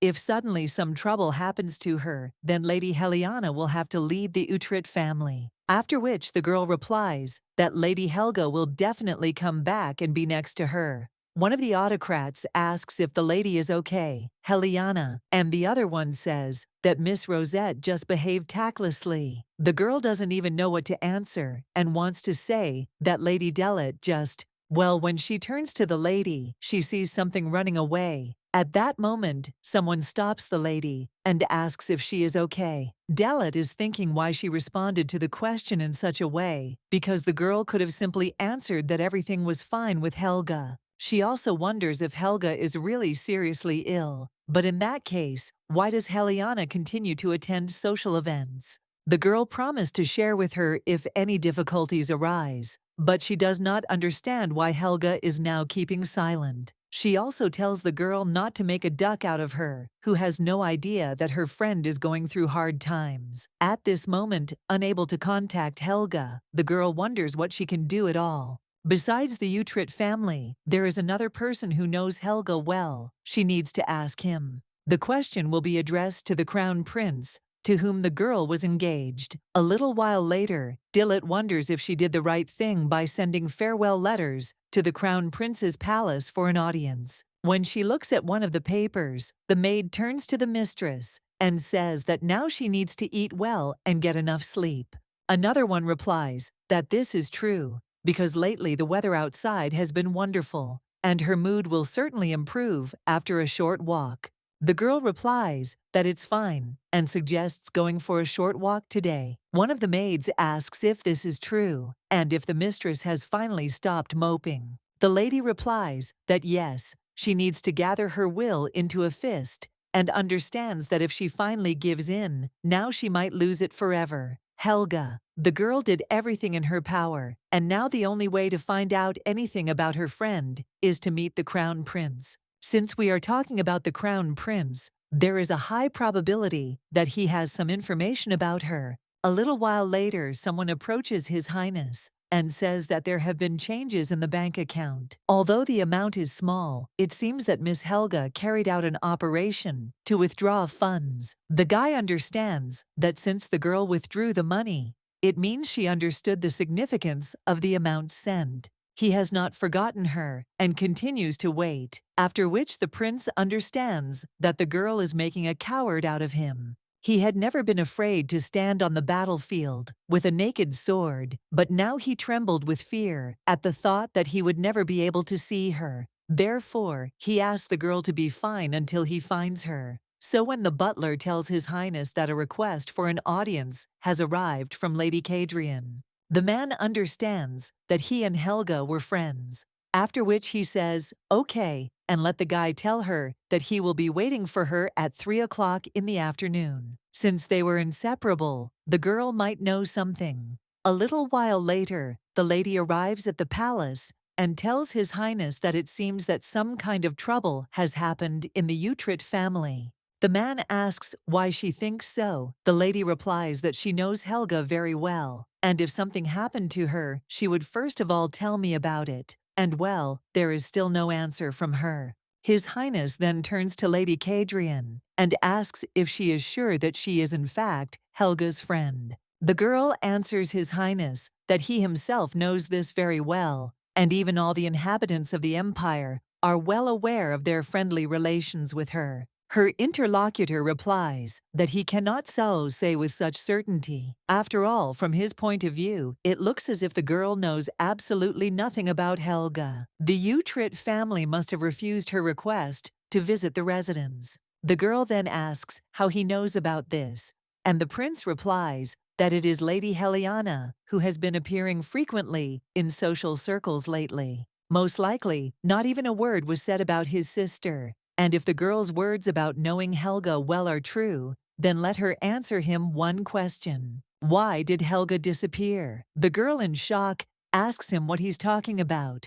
and the guy replies that, in the literal sense of the word, the girl just took and disappeared without a trace. At this time, his interlocutor asks if he wants to say that the girl ran away from home, and how she could do this without telling her a word. But in that case, she says that the members of the Utrecht family should not sit silently in their residence. The guy asks if she is talking about the members of the duchy, and those people will never look for the girl. Dillot asks what he means, and the guy replies that in love, the Duchess Utrecht has no equal. She is the one who tries with all her might to switch Helga with Helena, so that she has no reason to look for Helga. The lady screams in shock. Did she really want to switch them? And what kind of nonsense is he talking about? The girl says that it turns out that Helga disappeared because of Helena, who doesn't know her place, and all because the girl wanted to take her place. The man asks if she really thinks that the girl disappeared only because of that child, and let Lady Cadrian look the truth in the eye. Doesn't she notice a few strange nuances? If the ducal Chita really considers the girl a member of her family, why didn't they raise the whole city on its ears because of her illness? After which Dillot asks if this means that Helga still lived in such a family. She also says what kind of mental torment the girl experienced while being in such a suffocating place. And the lady really didn't know anything about Helga. Now she also has no confidence that she really was her friend. And if she had noticed Helga's pain, she wouldn't have disappeared like that without saying a word. The prince then sighs and says that he shouldn't give in to emotions and should think carefully whether there is at least some trifle connected with Helga. After all, now any clue can help with the search, and the guy is interested in whether she noticed anything strange the last time she met her. The girl replies that the last time they saw each other was at her birthday party, and the lady behaved as usual. The guy understands that as expected, Lady Cadrian doesn't know anything either. But at that very moment, the lady cries out for a present for her birthday, and Helga gives her the magic wand of the Cadrian family. The guy asks if this is really true, and the lady replies that the magic wand of the Cadrian family contains information about the people who touched it. If the girl held the Cadrian family's wizard staff in her hands, they would be able to find her. Cheyenne is sitting at the table, and the main character claims that now the store looks quite presentable. The guy says that as expected, nothing can compare with the power of money, and it is still hard to believe that the shabby Solemio store could change so much. The main character asks if this is unimaginable, and now they will be able to safely resume trading. The main character picks up some object, and when she opens it, music starts playing. Cheyenne notices the lady's shoes and thinks that he wonders why she always wears them. A little while later, the main character tries to put the box on one of the shelves. Cheyenne turns to the lady. The girl asks, "What is it?" And the guy says that he thought about how she feels about hiring a maid. The young man says that it is not enough to have a snack every time with what he cooks or to eat in a cafe, and also when he finishes his work shift. The lady is left completely alone, so it still seems to him that it would be better to hire a maid who would help her with the housework. The main character understands that there is logic in Cheyenne's words, because she will not be able to buy food for herself all the time at home, and she often has to go hungry in the mornings. Hiring a cook is too much of a luxury for such a small space, but she can easily afford to have just one maid. The lady claims that she just needs a person who would help her with cleaning, and the guy shared a great idea with her, after which the girl tells him to get up. Cheyenne asks what happened, and the girl says that he himself suggested hiring a maid. The guy is surprised and wonders why she is looking at him like that, to which the lady replies that he is the director of this store. And when the young man says that this is true, the main character says that since the store is registered in his name, it means that he should hire a maid. Cheyenne wonders what the lady will do if in this situation he takes her to the last thread and runs away. Well, the main character starts using magic and wonders if he thinks that she will miss him, who put a magical signature, and the representatives of the nobility who are greedy for her money. They can't wait for her forgiveness. After which the girl asks if he understands everything, to which the guy replies that his main goal in life is to live as long as possible in this world. Therefore, he will be very obedient. The main character only smiles in response to this, after which she strokes the guy on the head and says that this is a great idea. If he really listens to her in everything, then later she will treat him to something tasty. The young man is a little embarrassed by this, after which he wonders if the lady really considers him some kind of sand. And by the way, his name is incredibly valuable, so let the lady buy something very expensive. The main game does not care whether she should buy him some goodies in the new cafe that opened nearby. The young man then apologizes, but asks if she knows what the sky-high prices are, to which the lady replies that she doesn't care what the prices are. In any case, he will have to pay as he has to, even if he does not bother to pay his fee. He can imagine what will be waiting for him. The young man at that moment screams that he flies there and back like a bullet, after which he tells Miss Helena to listen, because he will really be back very quickly. So let her definitely buy him something tasty. The main character only smiles in response to this, and a little while later, she finds herself in her room. The girl understands that the maid should come at 6 o'clock, and the store opens at 10, so she still has plenty of time. Helga does not expect to succeed right away, and there was no publicity, and Solemio has long been forgotten by people. She still has a very long and difficult path to go, but the lady is confident that she can cope with everything, just as she has done so far. But at that very moment, the girl notices someone at the door, and understands that judging by the suitcase in the girl's hands, one can assume that this is the same maid who was supposed to come today. The lady puts on a cape and thinks that the girl has come, and apparently she is very diligent. After which the girl goes down the stairs, and when she opens the door, she greets the girl and is also going to say who she is in this place.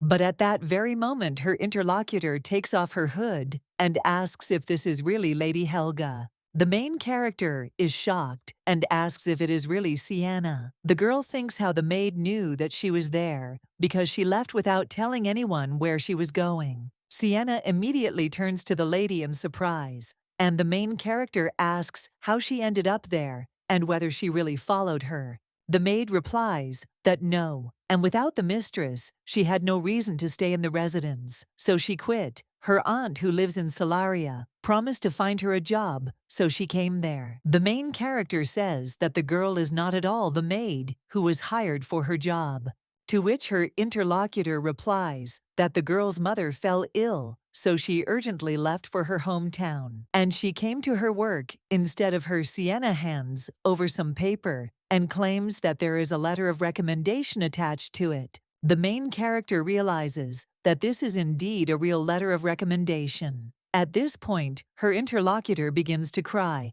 and he says that the lady cannot even imagine how happy she is to meet her again. And as she had already been told earlier, the lady helped her a lot, and she started working in the residence just to repay her for the kindness shown. Although she was happy to serve her, the lady herself was not happy in that place, so she helped her escape from the duchy. And I also wanted the lady to be as far away as possible and to live a happy life. After her escape, nothing kept her in the residence anymore, so she left there too. And she thought that one day she would definitely be able to hear at least some news about the mistress if she started working as a maid here and there. The lady cannot even imagine what she felt when she saw her in front of her. The main character then turns to Sienna and suggests that she enter the house first. Her interlocutor asks if the lady is really hiring her, to which Helga replies that she is, and asks if she is going to enter. The maid immediately answers the lady that she is already on her way,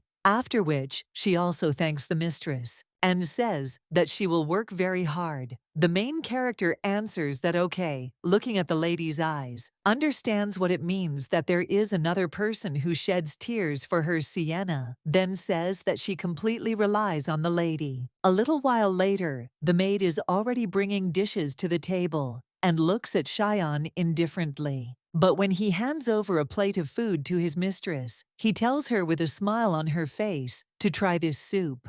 The main character replies that yes, and she would be happy to try it, after which she does so. When the girl tries this soup, she understands that this is what should be expected from Sienna's golden hands, because she hasn't eaten such a delicious thing for so long. At this time, the maid says that the lady has really lost a lot of weight and apparently has not been watching her diet at all. She also says that the man paid no attention to her eating at all, to which the main character replies that no, the guy helped her a lot during this whole time, and they will continue to work together in the future, so let the girl try to get along with him. To which she agrees, and Cheyenne addresses Miss Helena with a message. The maid at this time thinks why that man continues to call the mistress Miss Helena and not Miss Helga. She reacts as if everything is in order, and she probably has her own thoughts on this matter. Helga claims that today will finally be the opening of their store. The maid then asks if it really means that today is a very important day. And since the lady has taken control of the store into her own hands, it means that success will certainly await him. She noted that there are a lot of amazing things there, and if they were to hold a large-scale event, a lot of people would visit there. The main character understands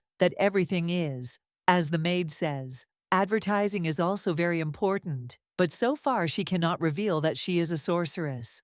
For now, Solamyo should be advertised, using the legend that Xion, who inherited the Seijian family's bloodline, accidentally created a magic tool using a magic stone. There are already various tales about the guy circulating on the streets, so it's time to add to those rumors stories about magic stones and magical tools. Since Sienna happened to work for her, she could be assigned this mission. After which, the main character turns to the girl and says that she will have one task for her. The maid says that the mistress should just say so, and she will immediately take up the matter. The main character asks if she is seriously ready to do anything, to which her interlocutor replies that of course, for the sake of the mistress, she can carry out any order. Xion replies that he too is very obedient and is ready to take on any job. At that moment, these two exchange menacing glances, and the main character with a bright smile on her face says how cute they both are. A little while later, the girl is sitting in a restaurant and reading a newspaper, but at that very moment, she hears someone asking if her interlocutor heard that the girl is a distant relative of the owner of Solamyo, and it seems that she lives exactly there. Therefore, as far as she knows, there is a noble red liquid in Xion's veins. Therefore, it turns out that that girl is also an aristocrat, and most likely her family occupies a very high position in society. The main character realizes that it seems like everyone is still interested in who she is, after which one of the people says that there is much more interesting news, and she wonders if her interlocutor heard that Solamyo has resumed trading again. A bird sang to her that the assortment seemed to have been replenished with such new items as magic tools that work with the help of magic stones. Another girl wondered if this meant that those rumors were true, and maybe it was worth stopping by there for a while later. Her interlocutor agrees and says that the very combination of words, magic instrument, makes the heart tremble. The main character, hearing all this, smiles and understands that apparently Sienna has done a good job with the mission entrusted to her. The lady recalls how she ordered to spread rumors about Solamyo and not to be too intrusive. The maid agreed in response and said that she would not let the lady down. The girl understands that Sienna has relatives in Solaria, so she knows the locals well, so entrusting her with advertising the store was an excellent choice. Word of Xion and Solamyo is spreading around the area, so now there's only one thing left to do. It's an article in the tabloid newspaper, Solaria. This article should let people know that the rumors are true, and the girl is wondering if it's time to slowly start preparing Xion. A little while later, the guy is already putting on a new suit and says that he and Nobert haven't seen each other for a long time. His friend says that he can't believe that the man he played with in the sandbox will appear before him in such a form, and apparently the rumors are true. He also asks if the guy got a good investor. The young man replies that everything just happened by itself, and thanks to the accidentally discovered magic stones, he was back afloat. He also remembers how the lady said that she had a small matter for him. He just needs to say the phrases that were written by her script, and the girl asked if he could handle it. The guy answered that, of course he could, but now he is thinking why he blurted it out, because if he fails, Miss Helena will definitely kill him. At this point, his interlocutor says that nevertheless, he is lucky that he is his friend, after which he suggests that they begin the interview. The guy answers that yes, and asks to ask questions in the simplest form. The young man understands that if he follows Miss Helena's script, the interview will go like clockwork.